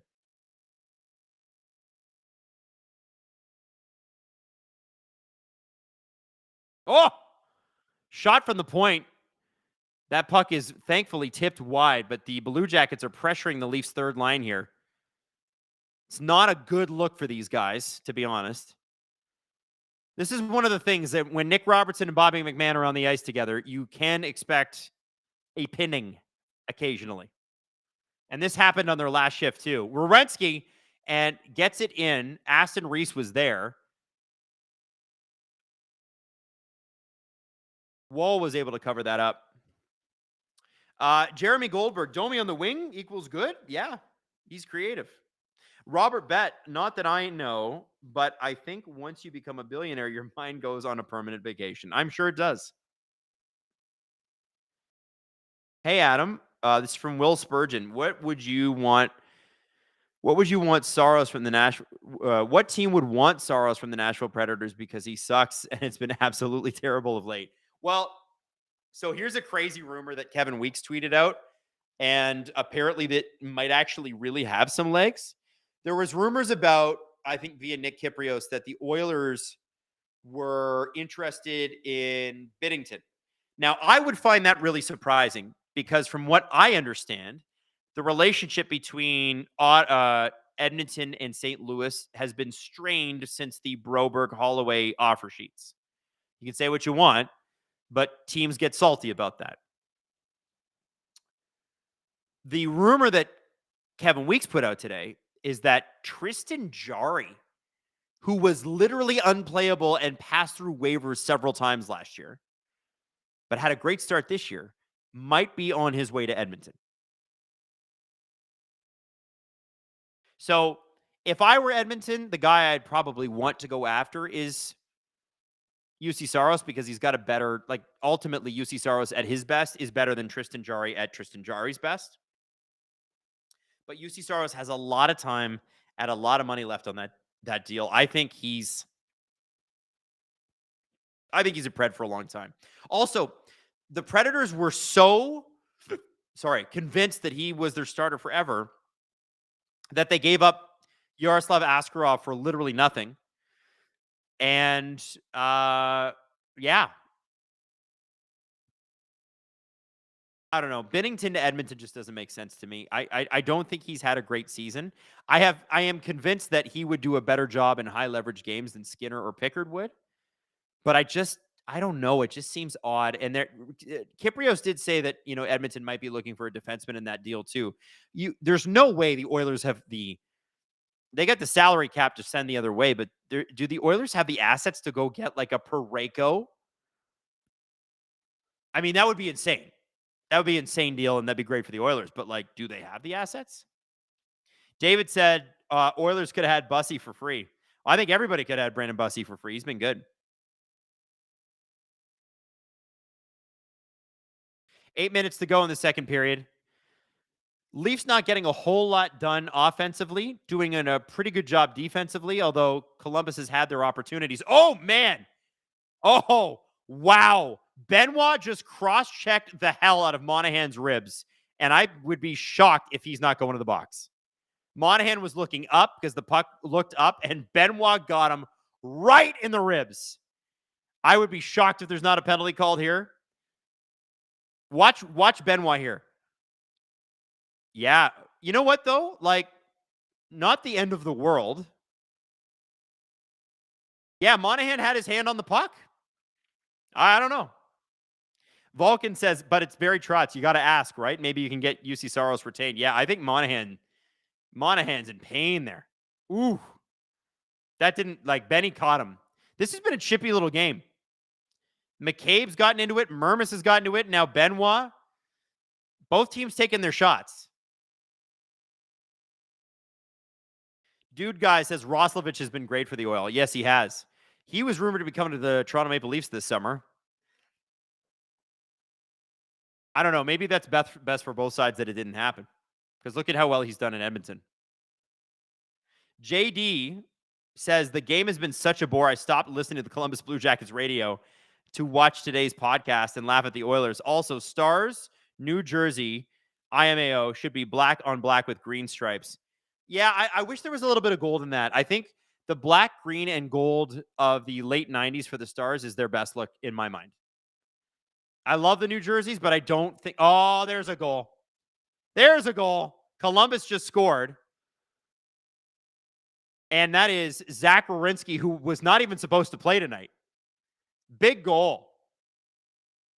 Finally, the scoring has been broken open. And let's be honest, it's been tilting Columbus's way mostly over the last 5 minutes. Columbus always has Toronto's number. Gonna need Toronto to kind of respond here. Tavares is not able to get the puck to OEL. OEL's got to race back, and Stetcher doesn't gap up quite enough on him to challenge. Oh, it's been challenged to see if it's offside. I don't know if the Leafs are challenging here or if this is a ref challenge. No, it is a coach's challenge for offside. Let's see. Let's see. I haven't seen the replay yet. I'm sure some of you have, but I'm a few seconds behind you.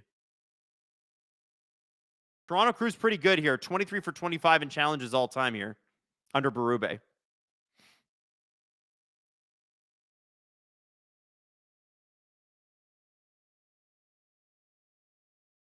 That is absolutely offside. Yeah, Johnson, I think, is offside there. Watch him right there. Yeah, he's offside. Yeah. That's not even really a debate. That's the real thing. Sorry, Zach Werenski. We're going to take your call back. You're just going to have to deal with it, Zach Werenski. If they don't call this an offside, I'm going to be so mad. I'm going to be so mad. Very clearly an offside.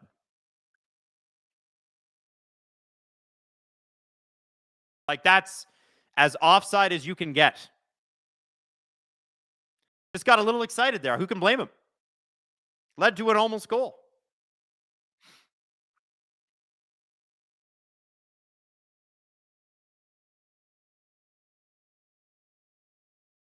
Offside. Let's go.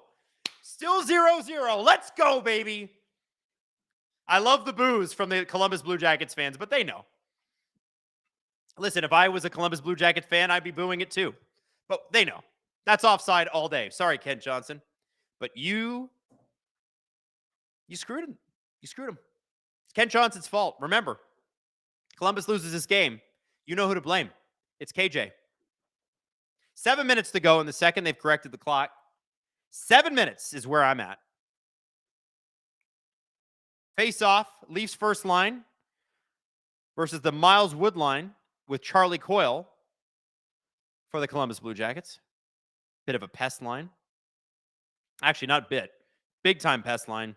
I have all the respect in the world, by the way, for Charlie Coyle. That guy was part of those pain in the ass Bruins teams that kicked the Leafs' ass so many times. And he was really strong for them. Valuable depth player. Domi kind of gets a high stick there, but not called. McCabe shot in. Oh, it goes up front.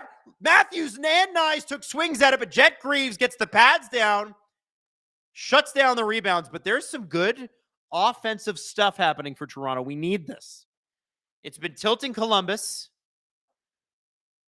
Leafs need to make something happen here. Rowinski, Provorov are out.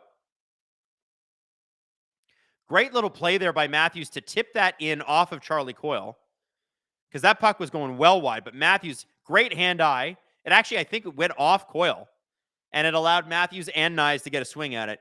No goals yet, Columbus or Toronto.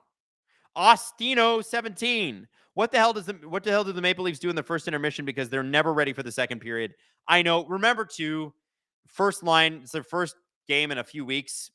Puck is over the glass, but it was deflected. Okay. I thought the Leafs might actually get a power play there. We need some shots. Please get some shots. Also, I think the Leafs did get some shots on that last play. Don't expect that shot counter to stay the same. We've got the McMahon, Waugh, and Robertson line out. Need to see some offense from these guys. I've liked Nick Waugh's game tonight. I find that Robertson and McMahon have been mostly invisible.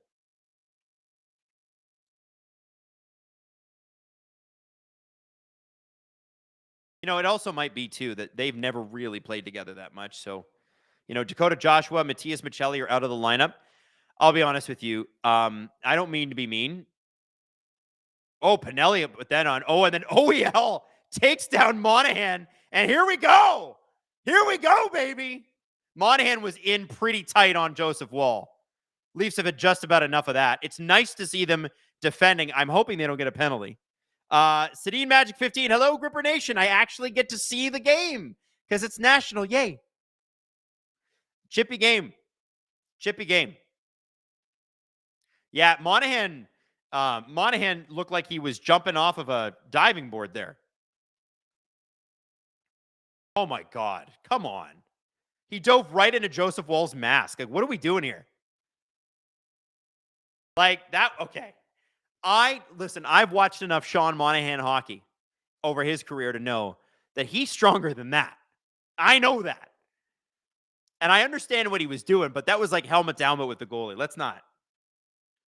It's nice to see the Toronto Maple Leafs actually defending their crease too. Hopefully no penalties awarded. But I do like the fact that this is chippy. I do like the fact that we're in a position now that we can make something happen.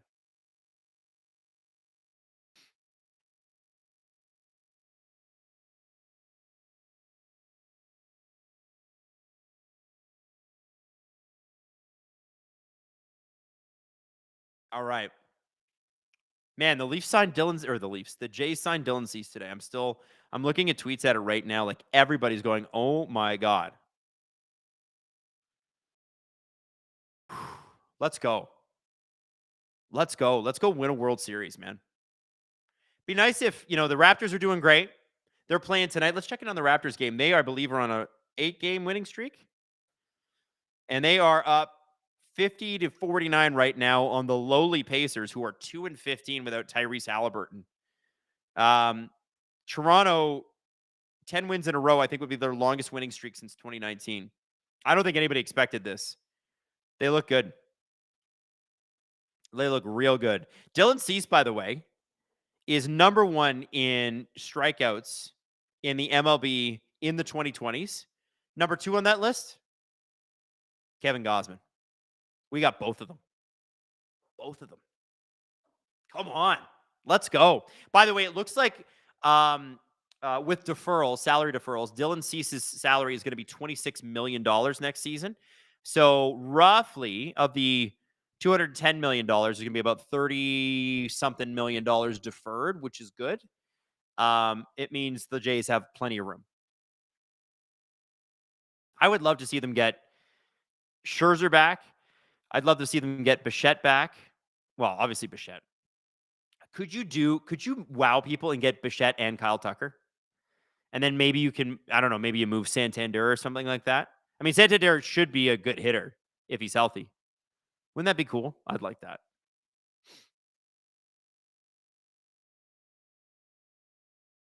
Resign Bo, get Tucker. Just become a murderer's row. Move Jimenez to shortstop. Move Bo to second base. Get Tucker in there. Oh. Imagine a lineup with Guerrero, Tucker, Bichette, Barger, and Varsho when he gets hot. Oh, baby. Wow. Voronkov was able to keep that puck in, creating another offensive zone opportunity. This has been a problem for the Leafs all night at their own blue line. Not able to get the puck out. Matejchuk corrals it. The puck skidded all the way down to the Blue Jackets end. Both sides are going to change. It's Nyes, it's Domi, it's Matthews. We've seen lots of this line tonight. It's looking good. So has Werenski. He had a goal called back earlier. He just took a shot, missed the net. Over to Johnson, who was the reason that the Werenski shot did not count. And his puck is deflected out. Sedin Magic 15, revamp the bullpen. It's atrocious. Yeah, I agree. You can do that, though. Robert Betts says, OEL is making me fall in love with him. His game he's been a real pitbull. Man, I love him. And by the way, I want to give the refs a little credit here as much as I've not loved their game tonight. They didn't call anything on the chippiness around the net. Fans like that. Fans like a little chippiness around the net. Both sides were guilty. Don't call anything. Just let them be chippy. Build some hatred here. Katie says, why does Adam always miss my super chats? You know why, Katie? It's because you're from Philly. I'm kidding. Philly fan here. How's my boy Lawton doing tonight? Katie, I got to tell you, Scott Lawton has been a monster on the penalty kill. He's been unbelievable. I love this guy. Apparently, he's also hilarious and like a well-loved human being in every locker room he's in. He's a vibes guy. Oh, here we go. Domi into Matthews. Matthews pushed over by Provorov, muscled a little bit. Great played here. Looks like Columbus has finally taken a penalty. The Blue Jackets have taken a penalty. My God, it's unbelievable. I think it might be Provorov on that Matthews play. Leafs still have possession, though. The play has continued. 6-on-5. Shot in by Matthews. That goes high. Oh, Morgan Riley out front to Nyes, and it's turned aside by the leg of Jet Greaves, corralled by the Columbus defense, and Toronto are going on their first power play of the game. Katie, I hope I got your Snapchat. Remember, it's never personal. Sometimes I just miss stuff. James Stemler, check out Scherzer interview on Leafs Morning Take. They had him on, had some great insights. Well, that's great. Those are nice guys over there. I really like those guys. Nick and Jay Rosehill. Nothing but good things to say about those guys. And Max Scherzer. How do you not love him? What a god. Get him back. And you know what? When he retires, make him a bench coach. You can't let that man ever leave.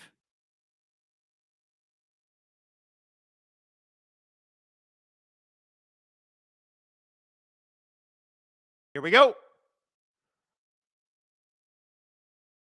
Nylander to Tavares.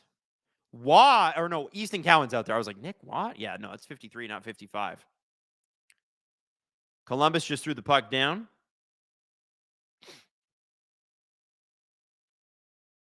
Matthews corrals the puck through Joseph Wall's leg. So listen, the Leafs have had a killer penalty kill the last few games. They've had an awful power play. They've been missing Nyes and Matthews. No kidding.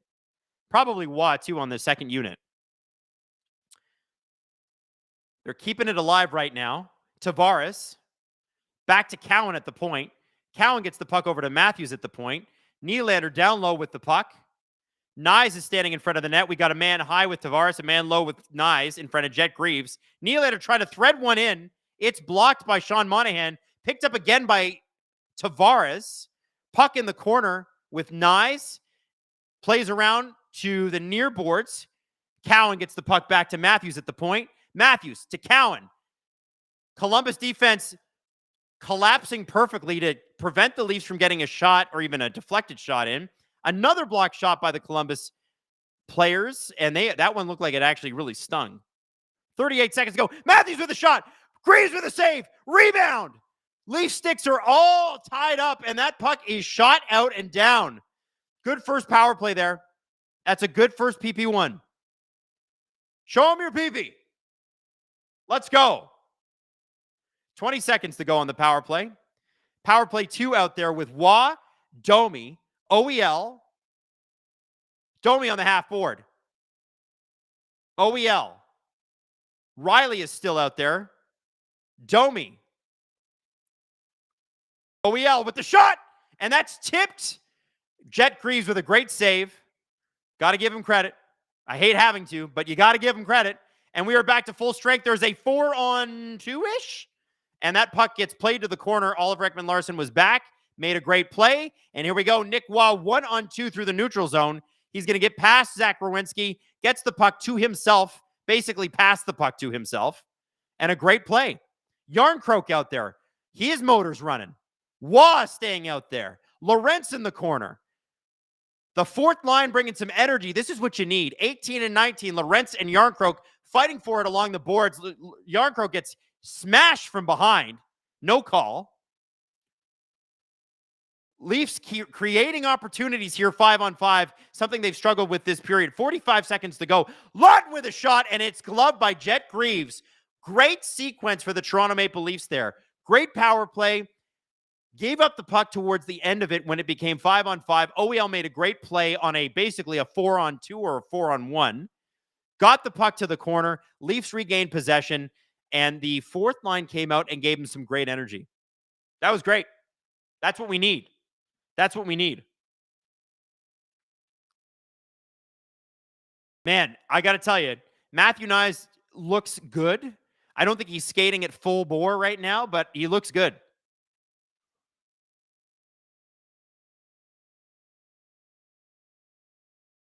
.42 seconds to go in the second period. Leafs offensive zone faceoff. Linesman fake drops the puck. Lawton wins it. Lorentz in the corner. Wow, nice little play there by Lorentz on Matejchuk. Coyle pushes Lawton to the corner. I like Lawton's game too because he's kind of a dick. You know, he's not a guy that's dumb enough to take a stupid penalty, but he's always in there, and he kind of is I don't want to call him a pest, but he annoys other teams. And that makes me happy. Domi is going to take this faceoff in the offensive zone, by the way, hopefully to free up Matthews. He's been pretty darn good on the faceoff draw. So it's Domi, Nylander, Matthews. I don't know why you wouldn't have put Tavares. Is that Tavares? Am I wrong? No, Tavares won it. It was Tavares. I think I saw the 1 and thought maybe it's Domi. Tavares made sense. Berube is a smart coach. What am I doing? 19 seconds to go. Columbus tried to create a offensive zone situation there, but they were unfortunately a pass missed over Werenski's stick from Provorov. They get the puck, shoot it back into the Leafs zone. 7 seconds to go. Matthews intercepts. Doesn't really matter. 2 seconds. Nothing's happening. And there it is. Okay. So the Leafs make it through the second period, and Columbus make it through the second period. No goals. Columbus did score, but the goal was called back on a Kent Johnson offside. If Zach Werenski is fighting something, you can't tell. This guy's been awesome. And I got to say, Leafs looked really good after that power play. They were finally able to draw one. I think it was Miles Wood. And it's been a chippy little game. I've liked the Leafs game. I've liked Columbus's game. It's going to come down to the third period. It's 0-0. Now, Maddie, how long is our next clip? Uh-huh. Okay. All right. So here's the deal, guys. I'm going to play a couple clips for you. These are going to be highlight clips, though. This is Oh Wow and Big Dubs, OHL, WHL. And then we're going to come back at the beginning of the third period. I want to say, though, and I might live to regret this, feel free to clip this and post this all over the internet if I'm wrong. And I'm only speaking from the Leafs perspective here. This is the best I've seen the Leafs play in a long time. It feels like forever. I'm thrilled. I'm excited. I'm happy. And the Leafs have been a fragile group. Columbus is probably like, if you're a Columbus fan, you're like, this is the bet? This? Yes. Yes. Give it to us. Okay? I'm just telling you from the Leafs perspective. Columbus, this is probably just a normal game for Columbus. Leafs, this has been good. This has been good. Didn't love all the penalties in the first period. A couple of them were really just the refs being a-holes.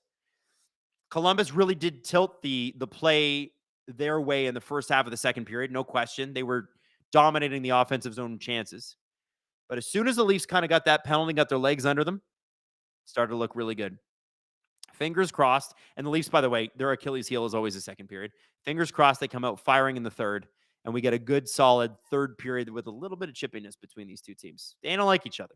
All right, Maddie, let's play Oh Wow first, shall we? The best of the week. Are we doing Big Dubs first? Okay, we're going to do Oh Wow first. Best of the week, hosted by your very own, some guy you've never heard of, Steve Dangle. Have a look at the Stars of Tomorrow right now on SDPN. Oh, wow, am I happy to see you. Hello, friend, Steve Dangle here, and welcome to another edition of Oh, Wow, where we take a look at the best from around the OHL over the past week. There is a saying that I'm familiar with, and I like it a lot. History doesn't repeat itself, but it often rhymes. Hey, remember that time the Brantford Bulldogs had a Chicago Blackhawks prospect who was always in our Oh Wow videos because he was a goal a game? Steve, are you referring to Nick Lardis? No, he graduated. He's in the American Hockey League this year. I'm talking about Merrick Van Acker. The stick of Sean Doherty and just didn't click in front of the net, and now they score! Good opportunity for Brantford going the other way, and is it Van Acker again?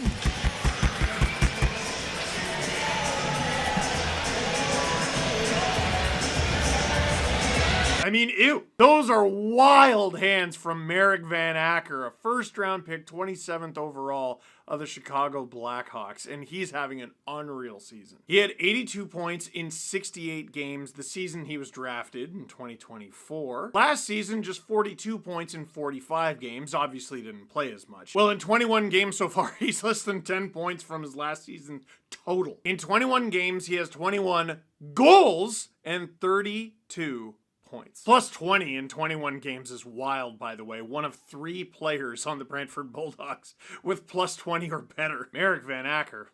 Oh, wow. Hey, speaking of guys we keep seeing all the time, hey, it's you again. Ryder Fedorov of the Ottawa 67s does it again. He's going for the front of the net. Schneider takes a bump, able to control the puck, gets to Bobazol. Backhand feed, side of it. Oh! What a save, Fedorov on Kuzma. Wow, Fedorov, I don't know how he saw that. He has eyes in the back of his head. Well, certainly in the side of his head. But what a great save. Great play by Bobazol. I just took a peek. You know, I'd say, oh, wow, but it almost sounds like I'm surprised, and I'm not. That's a ridiculous save for, like, most humans, but I don't know about Ryder Fedorov. This dude, who's still just 17, is now 12-2-1 in the OHL with a .924 save percentage. I think I said this last time we brought him up. He has 2 shutouts and 2 regulation losses. He has as many regulation losses as he has shutouts. And a goals against average of 1.98. It's gotta be tough rolling into Ottawa knowing best case scenario, you're getting 2. If you get 3, you've had an unreal night. Ryder Fedorov. Oh, wow. Let's stay with the theme of big stops for our next highlight. You're going to like this one. The Saginaw Spirit, Stepan Shurigan. Watch this.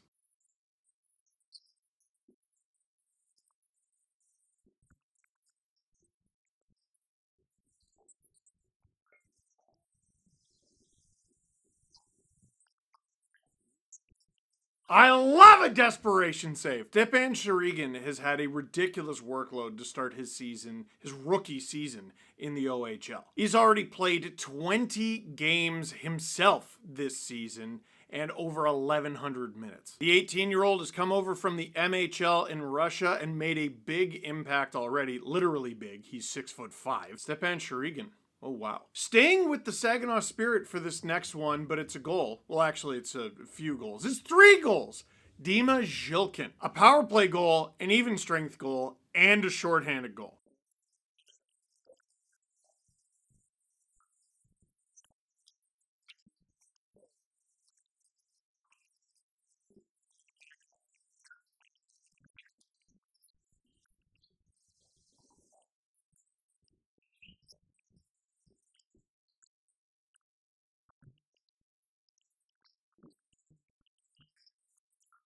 Dima Zhilkin with 3 goals, and I think the puck spent about 0.2 seconds on his stick combined. Zhilkin, who's still just 17 years old, scored 16 goals in 54 games last season, which, especially for the age, is really good. He's already got 14 goals in 18 games. Add to that 10 assists, he's got 24 points. His 14 goals are tied with Nikita Klepov for the Saginaw Spirit team lead. But one of each! That's just fun. Dima Zhilkin. Oh, wow. And for a final highlight, if you're a real huge OHL fan, you follow the OHL on social media, you probably already know the highlight I'm about to show you. This is the nastiest goal you're going to see this week. Tampa Bay Lightning prospect Caden Petrie of the Flint Firebirds. Just watch. Petrie got his stick in there. Aspinall to break it out for Drakar. Now Petrie in. Petrie toe drag. Petrie, what a move! Score! Wow! Caden Petrie! What hands! And it's 6-2 Flint!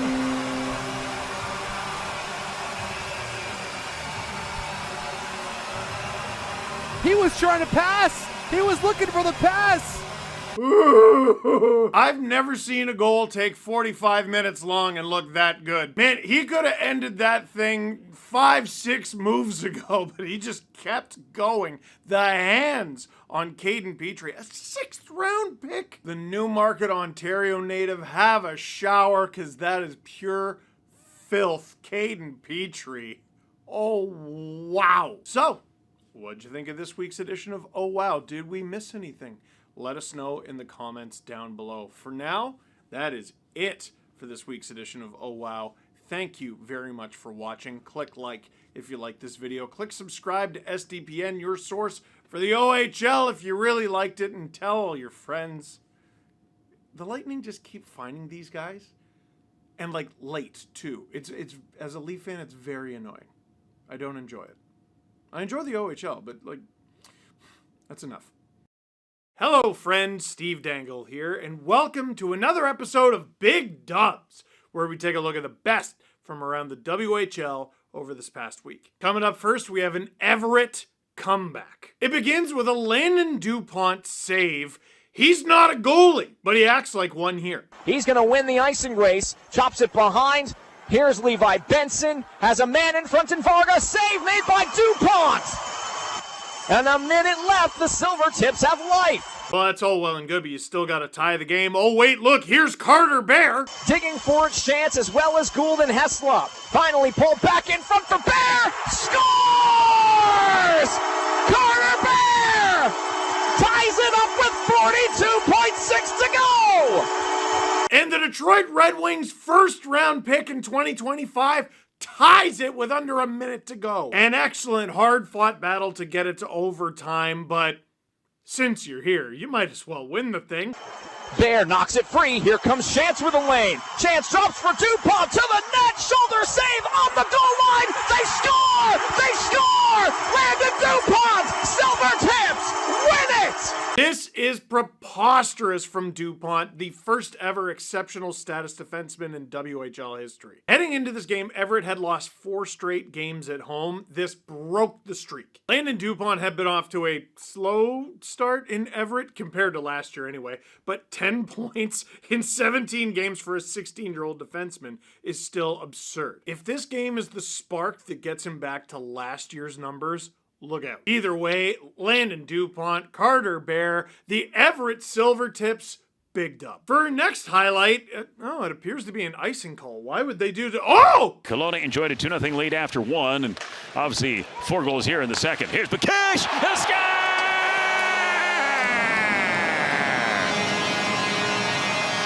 Daniel Bakash loads, fires, back of the net, and the Kelowna Rockets have taken a 7-0 lead.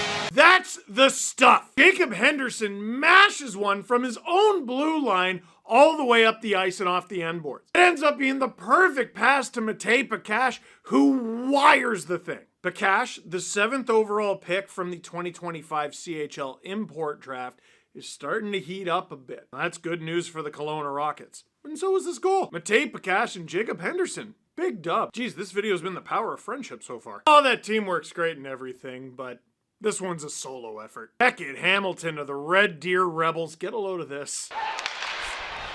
Rebels get it across center. Schmidt leaves it for Hamilton. He'll take it to the right circle. Hamilton down low, backhand on net. Scores! A spinorama beauty by Beckett Hamilton makes it a 4-3 game in the 3rd period. That'll leave your head spinning. Did you see? It's because Beckett Hamilton turning a little defense into offense, stripping the puck, going in on his own, and the spin and fire on the backhand's ridiculous. First round pick of the Red Deer Rebels from 2023, the 17-year-old, he's still only 17, is really starting to pay off for them. 14 goals and 25 points in 67 games last season. He's already up to 8 goals and 21 points in 21 games this season. He's going to have career highs in everything in no time. He's already beaten his career high in assists. Beckett Hamilton, remember the name, and I don't think he's going to let you forget the name. Big dub. Now, we haven't given the goalies any love in this video. There was a save, but it wasn't even by a goalie. Well, that's all about to change. This is fantastic stuff from Moose Jaw Warriors goalie Kyle Jones. Intercepted by Fawcett, spinorama, dangles, Keats, Fawcett, pass down low, what a save by Jones! Pure robbery on Zach Lansard! Man, I tell you what, if he doesn't stop that, that goal might have ended up in big dubs. What a play, only to be robbed by Kyle Jones. Jones has come over to the WHL after playing in the USHL last season. And you got to be ready for when your opportunity arrives, because he has now played by far the most out of anyone in the Moose Jaw net this season at 13 games. Go up when you're needed, and he showed up there. Kyle Jones, big dub. And you know what? To end things off, we'll go with another save. Here's Marek Schlenker right in time. Liam Ruck pokes it to his twin brother Marcus Ruck, centering pass in front. What a stop by Marek Schlenker!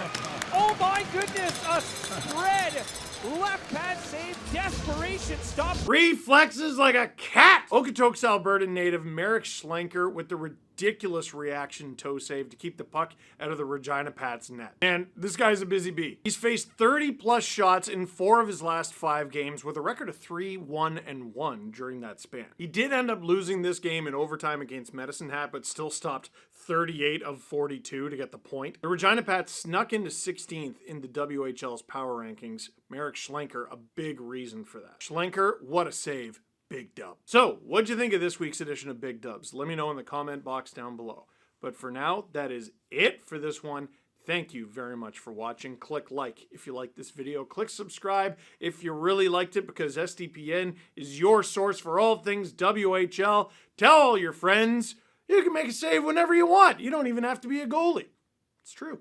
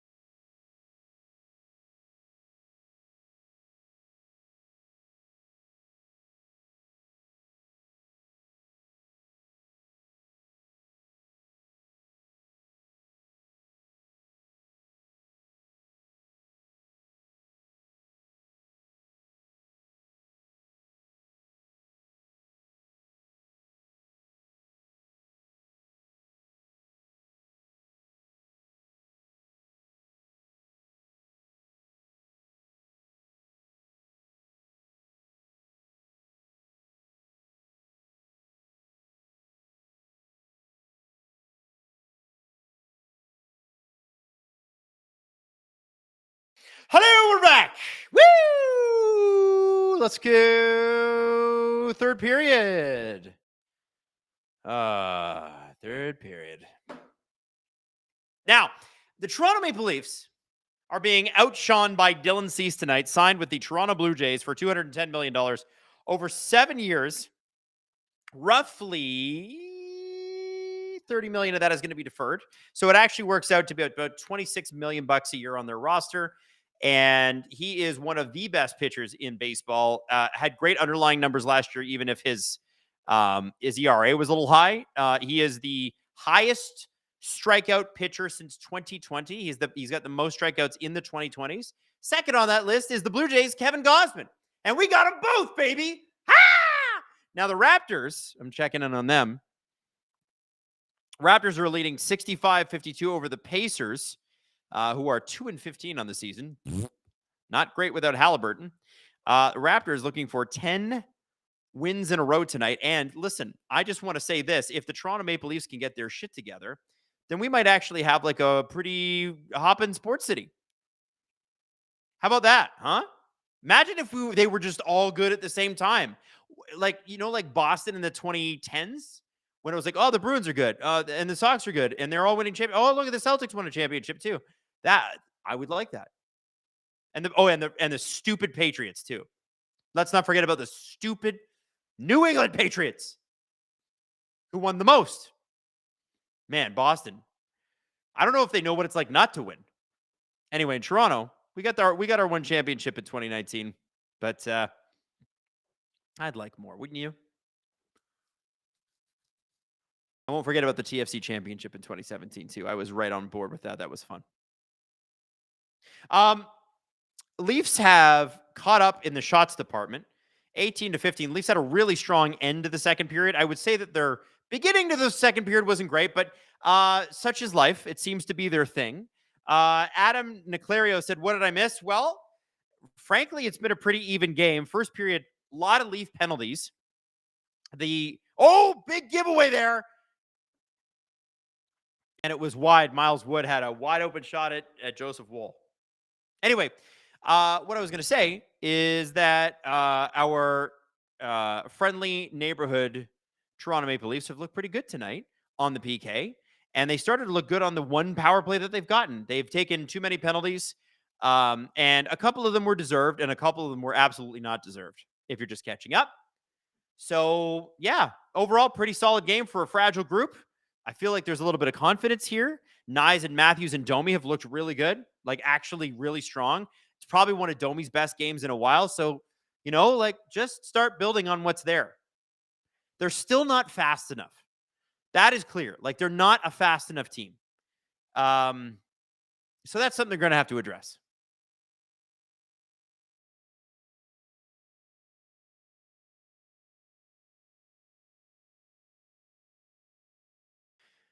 There's been it's been amazing too. Like there's not a ton of Blue Jackets fans, but Blue Jackets fans, if you can in the chat, identify yourselves. We've had a lot of people watching this game, and I think there's been a lot of interest because Matthews is back. For a weekday game, the numbers have been great, and I'm so glad you guys are all here with Gripper Nation. And if you're not aware of what Gripper Nation is, Gripper Nation will fill you in. You can always just put it in the chat and be like, what's Gripper Nation? Oh, we'll explain. We'll explain. Nylander, Cowan. Oh, McMahon's out there. And look at a steal by Tavares with a shot and Greaves with a glove save. Great play. Tavares then tries to get it to Benoit, who's been pretty active in the offensive zone tonight. That puck is intercepted, but Tavares is able to get it back because he's a friggin' animal. Might be one of the slower guys on the ice. Absolute dog out there. Cannot be understated what a man this John Tavares is. Aging like a fine wine.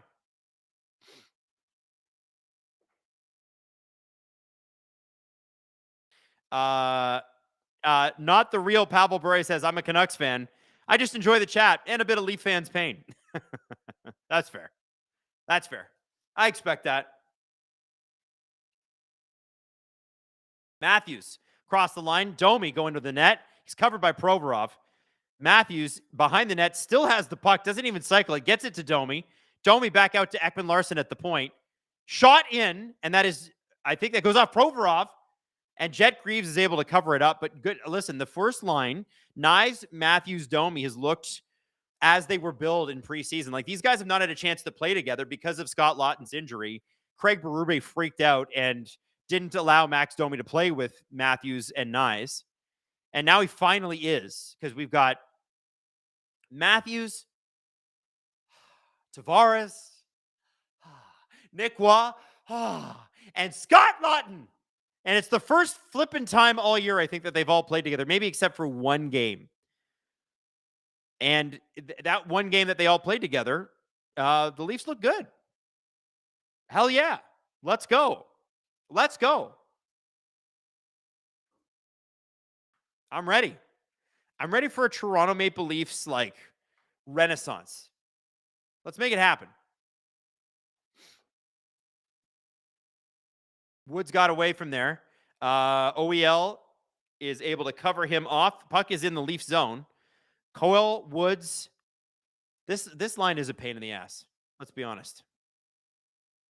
But any line with Miles Wood and Charlie Coyle is on, it's going to be a pain in the ass. Miles Wood does take weird penalties, though, don't you think? Like, Blue Jackets fans, back me up on that one. He's always been just, you're like, what? Why? That one? Really? Jake McCabe intercepts a pass. Domi is able to get it up to Matthews. Matthews able to get across the blue line. It is intercepted by the Blue Jackets. Quick change. Benoit activates, puts the puck deep. Nyes is down low. Leafs are changing, and it looks like it's going to be the fourth line out there. Calle Yarncroke, Scott Laughton, and Steven Lorentz once it's fully changed. And they've looked really good tonight. Good motors on all of them. And look at that. They created an offensive zone face-off. You have to wonder if Craig Berube is going to leave them out there, let them take the face-off themselves, or if he's going to change it up and put the Nylander line out there. And I think that's exactly what he's going to do. Cowan, Tavares, Nylander. It's looked pretty good. I really like the differentiation points on this line, too. Cowan is a digger. He's got a good motor. Nylander is Nylander. You know what he is. And John Tavares is just dog. Absolute dog.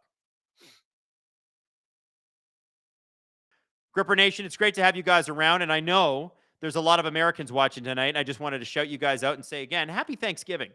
I'm going to be back on Friday for the Chicago stream. Is it Chicago? It's not Chicago Friday.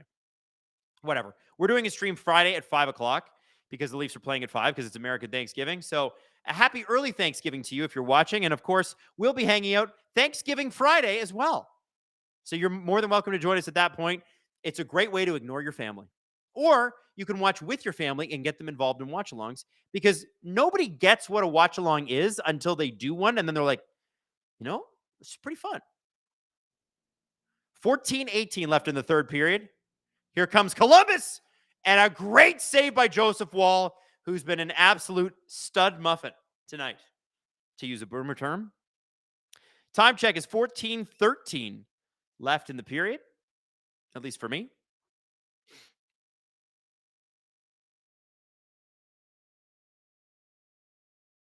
Oh, Joseph Wall has been spectacular since coming back. God, I missed him. Oh.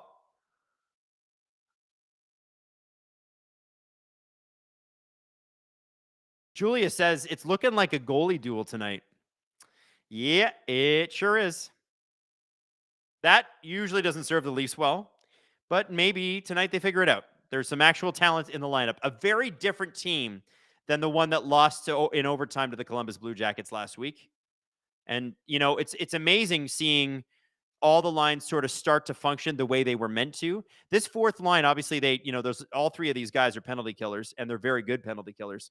One of the things I've loved is that the fourth line motors, like they go. And I'm seeing a lot of pop in Calle Yarncroke skating. I'm seeing a lot of pop in Scott Laughton skating. Lorentz is always moving. And I, Leaf fans, I want to say this. Is anybody missing Dakota Joshua or Matthias Michelli right now? Because I'm not. I want those guys to succeed. But I think it would be after the game that they've already put in tonight. I think for Friday night's game, I think it would be a real mistake to switch it up for the sake of switching it up, which Berube does, and I don't really love and understand. I think it would be pretty damn smart of them to just Leave it the way it is, especially if you win tonight. If you're able to get it done tonight, that's what you got to do. Sedin Magic 15. I benched Wall in fantasy tonight after what happened Saturday. Man, the crazy thing about Saturday is Joseph Wall was their best player by far. It's just trash and garbage. The Leafs played like crap in front of them. Yeah.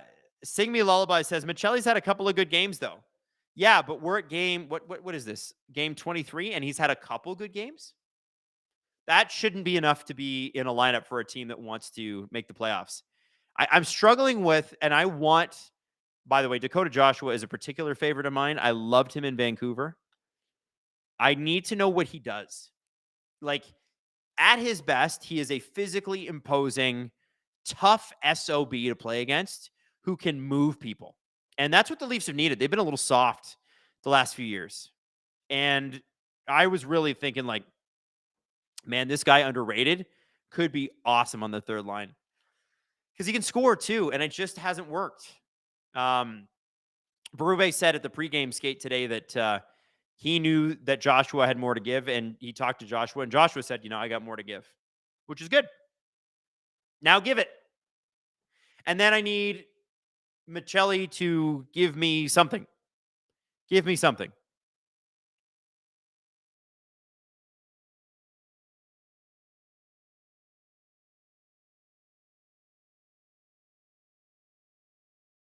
$13:45 left in the third period for those who want to align their streams with me. We're having some internet issues here. We're trying to get our streams a little bit more aligned. My time clock and your time clock. Shot from the point.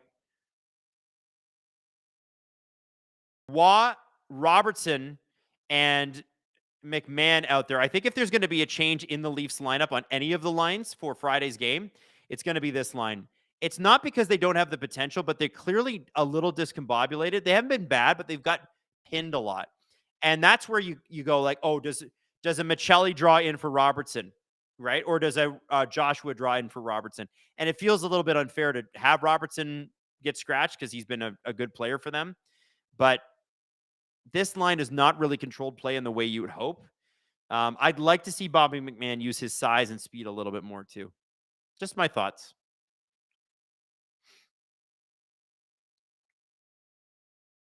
Matthews make a great play up to Domi. Domi just misses the pass as it bounces over his stick. Matthews is able to stop Columbus at their own blue line. Man, having Austin Matthews back is genuinely, this is better than I saw him play before he went down with the injury. Wood is able to steal that puck. Shot! Oh, and Joseph Wall got a piece of that. Man, brick wall. Let's get some walls up in the chat. Let's get some bricks. Are we all bricked up, chat? Let's go. Looking good. Looking good. Jimmy says, I'd like to see Domi out of the top six. Demoting Robertson after the way Domi has played should be illegal. You got to remember, Domi's been playing center, man. He's not a centerman. I think Domi's had a really good game tonight. This is the best I've seen him play. I don't think you mess with the top six. I think you let them settle in and actually get some chemistry going. I think that third line is still something to be desired. Fantilli with a steal and a great save by Joseph Wall. Fantilli knocked down by McCabe behind the net. The two of them have been going at it all night. Fantilli has really does bring his best against the Leafs. He's a Toronto boy. Hopefully he's got Leaf pajamas. So one day when he becomes a UFA, he comes and signs here because, God, he's awesome. Oh, great play by Tavares. Almost intercepted, but Nylander gets it. He grabs it. Back out to the point. OEL with a fluttering shot in. Cowan almost tipped that one in and tried to get a rebound. But the Columbus Blue Jackets, as they've been able to do all night, they clear that rebound. They've done a great job. The first shot is getting through. The shovel shots, the rebounds. Columbus has done a really good job of clearing those. Love the bricked up in the chat. We are bricked up in the chat. Cassie says, hey, Adam, check that Movember count. I will. Oh, Morgan Riley. We are losing to Michael Pezzetta right now in our Movember race, which is just so unacceptable. We can't let Pezzetta beat us. Wow, Pinelli with a great play in front. Luca Pinelli playing his first NHL game tonight against his hometown team, the Toronto Maple Leafs. Great little setup to Sean Monahan there. But your boy, Joseph Woll, is there. The ice is tilting a little bit in Columbus's favor right now. Need the Leafs to do something.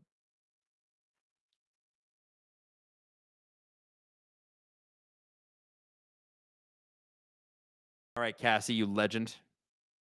What did you do? What did you do?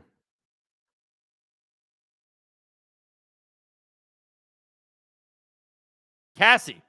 Oh, Cassie.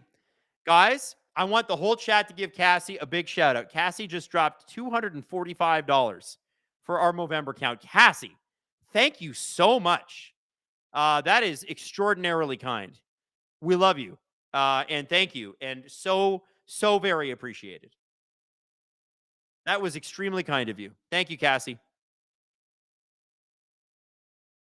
Do we have a penalty here? Slashing call on who? Do we know? Hey, announcers of the broadcast. Slashing call on who? Oh, it's Yegor Chinnikov. All right, Chinnikov. I'm going to take a seat. 10:31 left in the third, at least by my count. Cassie, you rock. We love you. Gripper Nation loves Cassie. We all know. Yegor Chinnikov, who the Leafs tried to get in exchange for Nick Robertson this summer, and Columbus said, no, it's not enough. Well, Nick Robertson's had a pretty good start. Chinnikov. Now, the Leafs had a really good power play in the second period. Near the end of the second period, let's make it happen. It's Tavares, Cowan, Nylander, Matthews, and Nyes out there, all forwards. OEL and Ekman Larson are on PP2.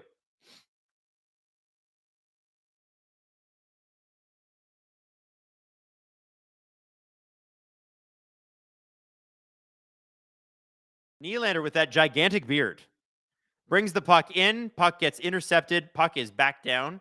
Joseph Wall will corral. All right. Did I say OEL and Ekman Larson on the PP2? I meant Riley and Ekman Larson. Guys, I'm going to be honest. I didn't sleep very well last night. Like, I was up from 1 to 4. So I'm a little off, but I'm doing my best. Nylander. Matthews. Shot! In! Rebound! And Columbus clears yet another rebound. Matthews is looking like he wants to shoot the puck again, which is nice. And it looks like we're going to have a 3-on-1 here. Matthews is the only one back. Charlie Coyle over. What a save by Joseph Wall. Brick Wall in the chat, baby. I'm all bricked up. Let's go. What a save. What a save. Wow. Monster. Oh, Leafs are offside. Robertson passed it to Riley before he crossed the blue line. By the way, Cassie says, like, subscribe, and donate for Movember. We love you, Cassie. Thank you. Damn, look at this save by Joseph Wall, guys. Look at this. Whoa. Damn, Monahan just got robbed by the glove-handed Joseph Wall. Unbelievable. He's been phenomenal tonight. Max says, are you guys going to watch and review the heated rivalry TV show, Hockey Romance? Yeah, maybe. You know what it is right now is that in mid-hockey season, it's so busy, it's hard to watch anything. The only thing I do get around to watching is Below Deck and Real Housewives with my wife. I love Below Deck, and I love Real Housewives of Salt Lake City, Real Housewives of Beverly Hills, Real Housewives of Orange County. Miami's pretty good sometimes too, although they seem to hate each other. It's less fun when they hate each other. It's like marginal dislike is fun. When they like hate each other and can't be in the same room, you're like, it's not as good. Chinnikov is back on the ice. Leafs had no shots on that power play. They had some chances, though.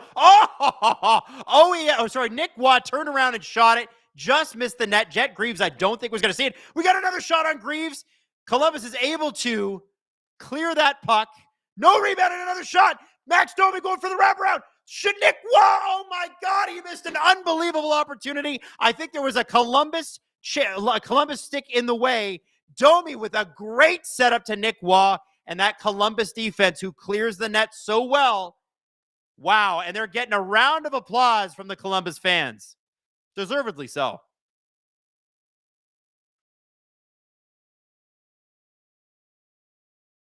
Uh-oh. Sillinger's loose, and wow, Joseph Wylde just got run by Sean. No, it's Pinelli, Luca Pinelli. I think he just got tripped up. One thing that is super clear to me is the Toronto Maple Leafs are not fast enough. They're not. They will not. They've never been a super fast team, but they could do good things off the rush. It's something they're struggling with now. Wow.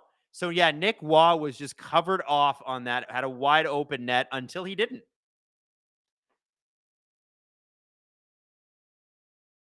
Gonna need a goal here for the Leafs. Gonna manifest a goal. Get the candles out, everybody. Goal circle. Goal circle. Everybody, I want to see the candles in the chat. Where are the candles? Give me the candles.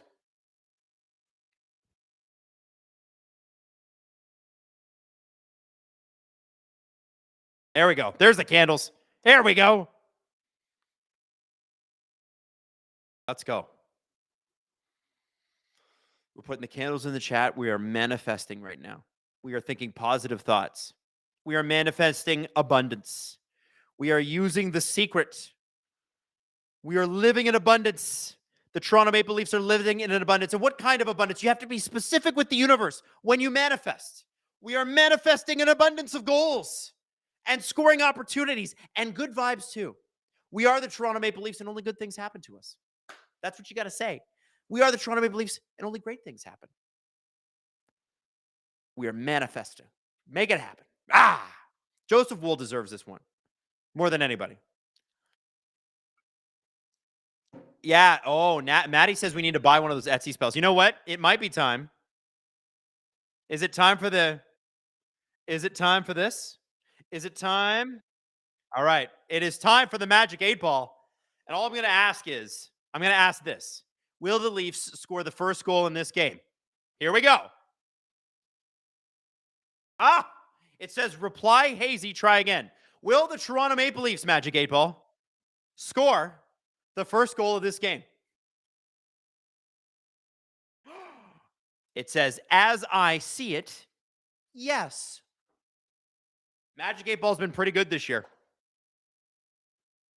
Going to put it back on its little stand there that our friend Justin Fisher 3D printed in his office. That's right. He brought a 3D printer into work and is constantly making shit. It's kind of cool.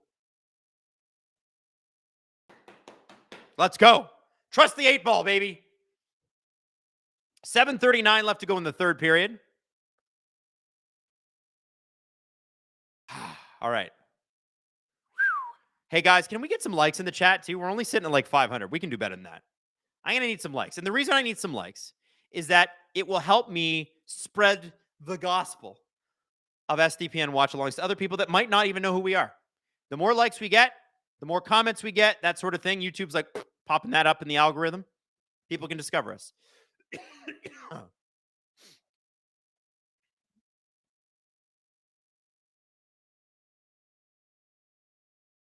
Lorentz out front. OEL is going to get that puck back in. Scott Lawton with a shot.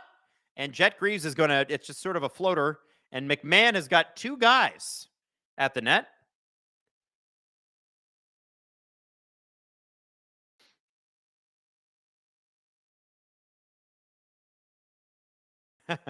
Robat89 says, I am engaging. Thank you for engaging.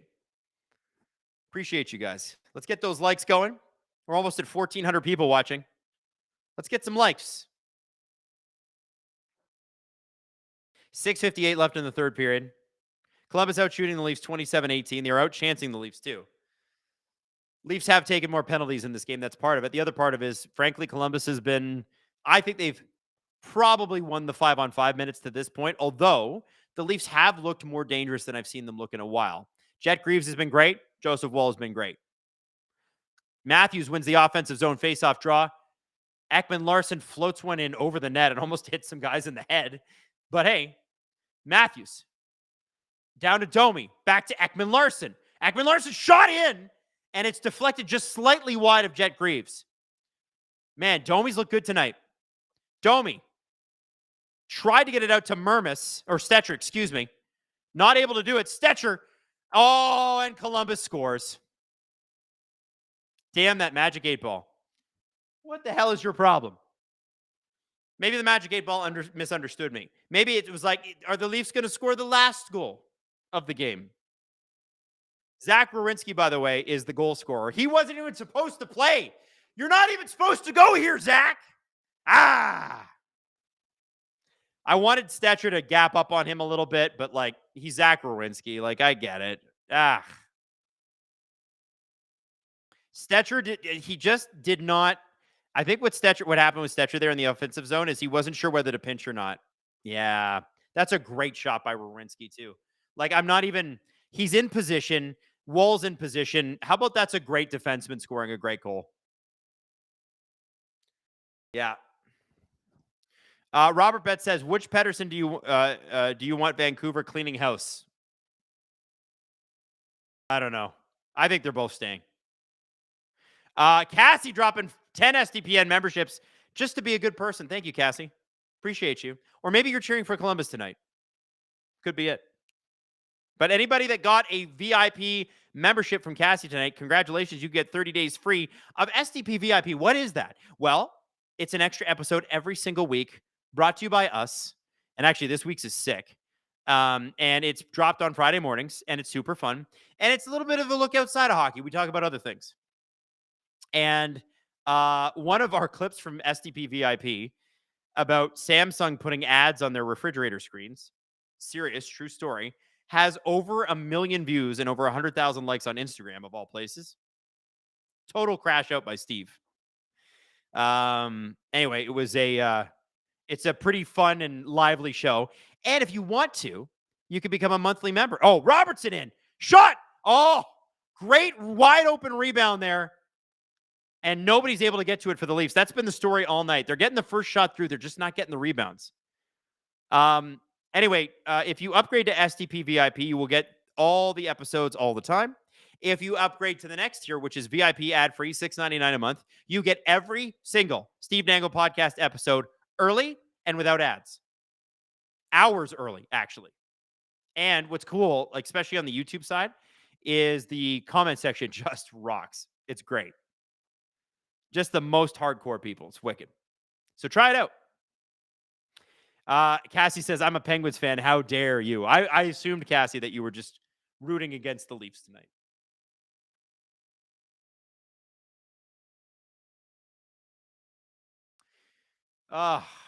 It sucks that Zach Werenski's so good. Wouldn't it be great if he was less good? That'd be cool. Jet Greaves, man, he's got the Leafs number. Riley, behind the net. Tried to get it centered, and it unfortunately gets stripped, and here comes Columbus. Good stick, Matthews at the line. Domi is going to have it. He passes it back to Riley. Riley misses that pass as well. Fantilli giving a little bit of chase to Riley. Leafs first line out there, top defensive pair out there. And here come the Columbus Blue Jackets again. Fantilli, Johnson. Werenski put it on the net. Wohl's able to stop it. Joseph Wohl deserves a win here. Get him a win. Score for this man. There's less than 5 minutes to go. 3:54 to be exact.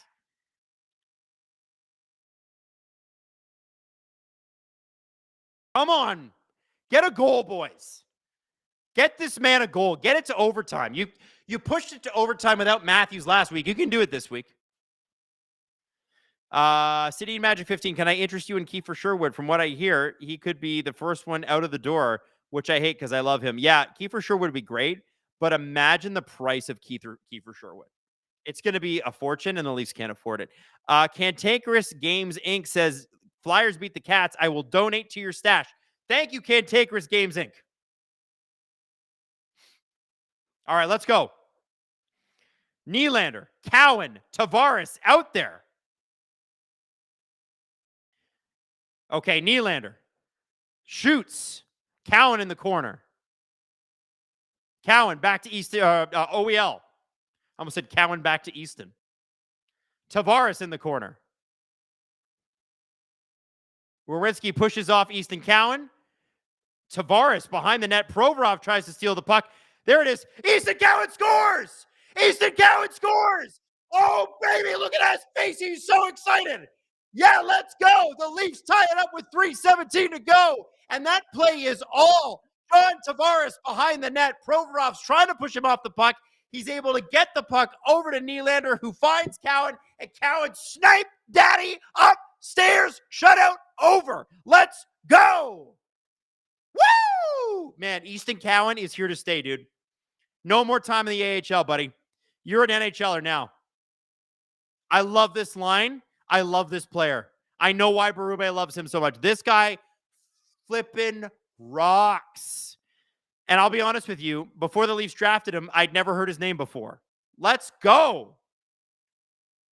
Working Man 22. Yes, Adam. Rocking that stash. You know it. I only got a few days left with this mustache. 4 days to be exact. Cassie dropping another 10 SDPN memberships. What is up, Cassie? Thank you. That's Easton Cowan's second career NHL goal. And that's a big one. He's a guy who scores in bunches, or at least he did in junior. And Steve was saying in the group chat tonight, he's like, Easton Cowan leads the Leafs in almost goals. And he finally got one, and that's got to feel good up front. Joseph Wall with a big save. Another big save. Oh, Miles Wood had two beautiful opportunities to make it 2-1. The Leafs left him wide open, and Joseph Will says, nope. Baby. Not a chance. Nyes, Matthews, Domi out there. Nyes along the boards getting held up. Domi gives support.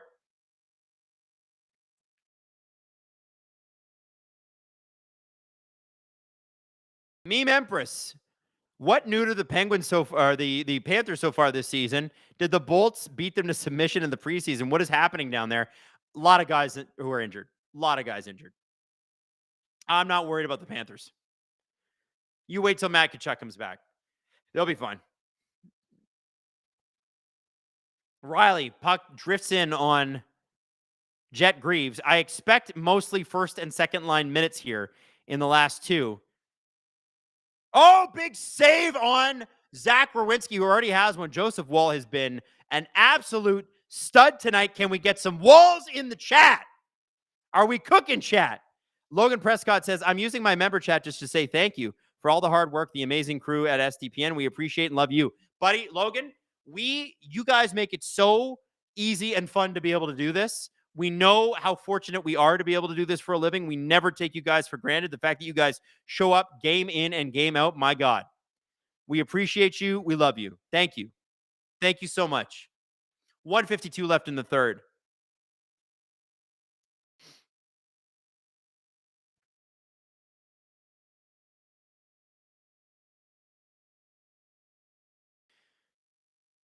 $1:45 left in the third. Chance for both teams to put this away before the other gets a point, because if this goes past the next 90 seconds, both teams get a point. But wouldn't it be nice to steal two from them? I know they're not in the same division, but these two teams do not like each other. Fourth line out there for both teams. Weird. Lawton to McCabe. That's across center. Waugh. Lorentz out there with him too. No Yarncroke. Matthews is back on the ice. Lundestrom past Morgan Riley. Riley pins him along the corner boards. Matthews is able to steal that puck. 52 seconds to go. Are we going to overtime again? Remember, this game went to overtime last game. The Leafs dominated it, and Adam Fantilli scored anyway because he's just a Leaf killer.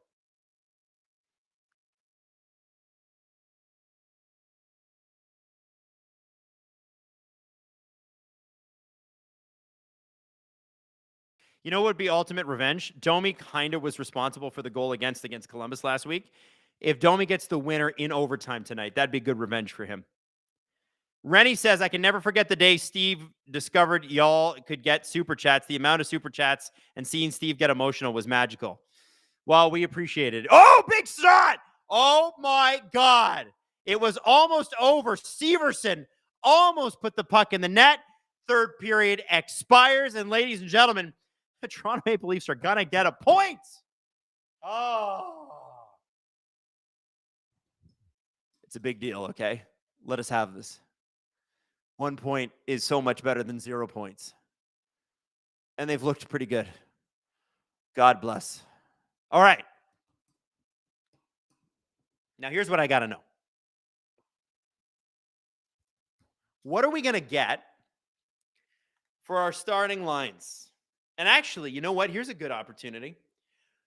Chat, tell me, while we're in commercial break, who gets the winning goal tonight? Is it a Leaf? Is it a Blue Jacket? You can pick one or the other, or you can pick both. You can pick a Leaf and a Blue Jacket. Give me your winners, your game winners. Austin says Acton. Adam, you're acting like you're my only hope. Yarm 80 Plus is acting up. Okay, I will call the game as best I can. Sinful Skyline says, and with that, the Metro Division is separated by just 5 points, first to last. That's crazy. I'm going to say there's also a chat poll. Who wins this game, Leafs or Blue Jackets? I'm going to say Leafs. They were really good in overtime last week, and we didn't even have Matthews. Cassie says, good evening, everyone. Happy Thanksgiving. Be safe tomorrow. Pens win, so I can sleep happy. Cassie, we love you. Thank you so much. Meme Empress says, hell yeah, OT, and Fantilli is totally going to score. We got Fantilli. We got Coyle. We got Max Domi. We got Cowan, Matthews, Robertson, Tavares, Nylander, Cowan to start. MKI Sports says, I don't even care who wins. I just want chaos. Well, you're going to get chaos. Leafs need this, man. PC 27, Rowinski, he's on my fantasy team, and I'm having a rough week. Apparently, the Rangers beat the Canes tonight, too, which is good for my fantasy team. Panarin had a goal and an assist. That's super good for my fantasy team. Really need him to score more. Really needing that. Could also use an Oliver Ekman-Larsson assist on my fantasy team. I'm not going to lie.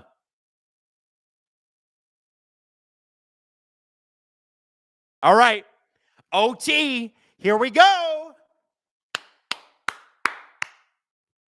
Tavares, Matthews, McCabe.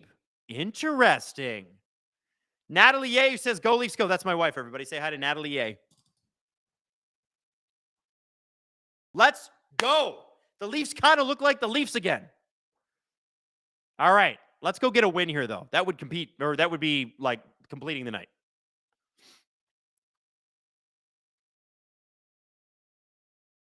Cowan and Matthews are now out there. McCabe is switched off. Riley's out there. Cowan is open. Matthews in. Oh, and he just missed the net. Great move. Cowan to Riley. All three Leafs are high. They're going to move back. They're not like high. They were just like high on the ice, like further back from the goalie. Cowan.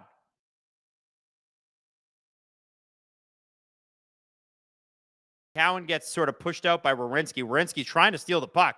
And he brings him down. Is that not a penalty? That's not a penalty. What? You're friggin' kidding me, right? Unbelievable. The refereeing has been atrocious tonight. Big save by, wow, Joseph Wall made a great save. Gets the puck up. Who do we have? It's Easton Cowan. Shot. Jet Greaves with a save. Cowan breaks his stick. Did Cowan break his stick, or was it slashed out of his hands and the ref again refuses to make the call? I'd like to see the replay on that. What a save by Joseph Wall. Oh, baby. Oh, baby. Ah! I want to know how Cowan's stick broke. I want to know how that stick broke. What happened? Matthews made a great play around Werenski. What happened with Cowan here? Wool with an incredible save on Sillinger. How did this stick break? Oh, it just snapped on the shot. Damn. Joe Woll, baby. Big save. Columbus wins the faceoff draw, and they win it pretty cleanly. Provorov with the puck. He brings it back out of the Leaf zone into the Columbus zone, reloading, trying to get a rush chance going against the Leafs, who've been notoriously bad off the rush in defending. Pinelli with a big save by Joseph Wald. Man, they're trying to get Luca Pinelli a goal against the Leafs. You know, he is a Toronto Maple Leafs fan. This is his first NHL game. It's a bit of a free space. Don't let Luca Pinelli do that.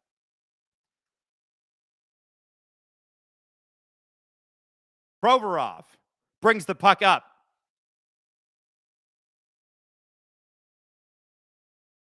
It looks like Columbus is playing a little bit of the ragged defense here. Kent Johnson trying to open us up. Not Finelli. Fantilli.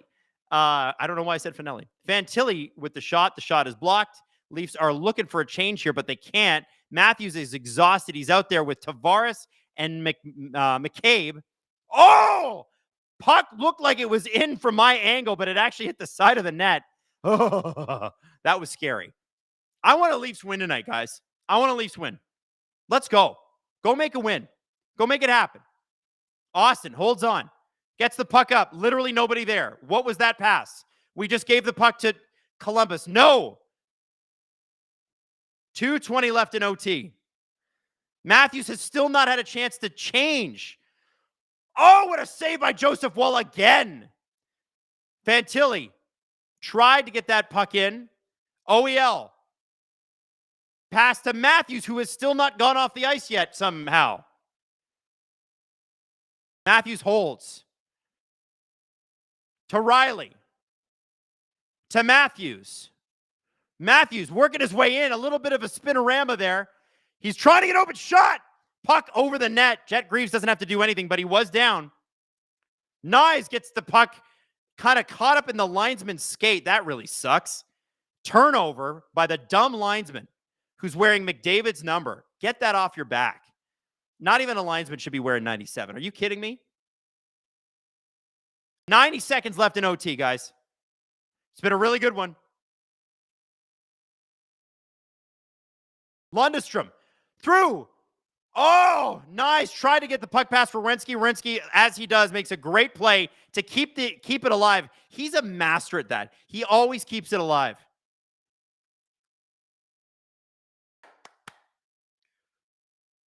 Werenski gets the puck back. Leafs are going to try to change here. They better be quick about it. Here comes Sean Monahan bringing the puck up. Long Sean Monahan strides. Here comes Fantilli. He scored the game winner last week. He's got the puck to Werenski, who scored tonight. OEL might have a break here. 2-on-1 for the Leafs. Nylander back to Nyes. Shot! Big save by Jet Greaves. Nylander. OEL back to the blue line. To Nylander, who cycles back. Give and go with Oliver Ekman-Larsson. They keep cycling back to the blue line. Leafs looking for chances and a change. Matthews out there with Nylander and OEL. Nylander tries to find Matthews. Gets the puck back. Nylander scores. The Toronto Maple Leafs have won the game.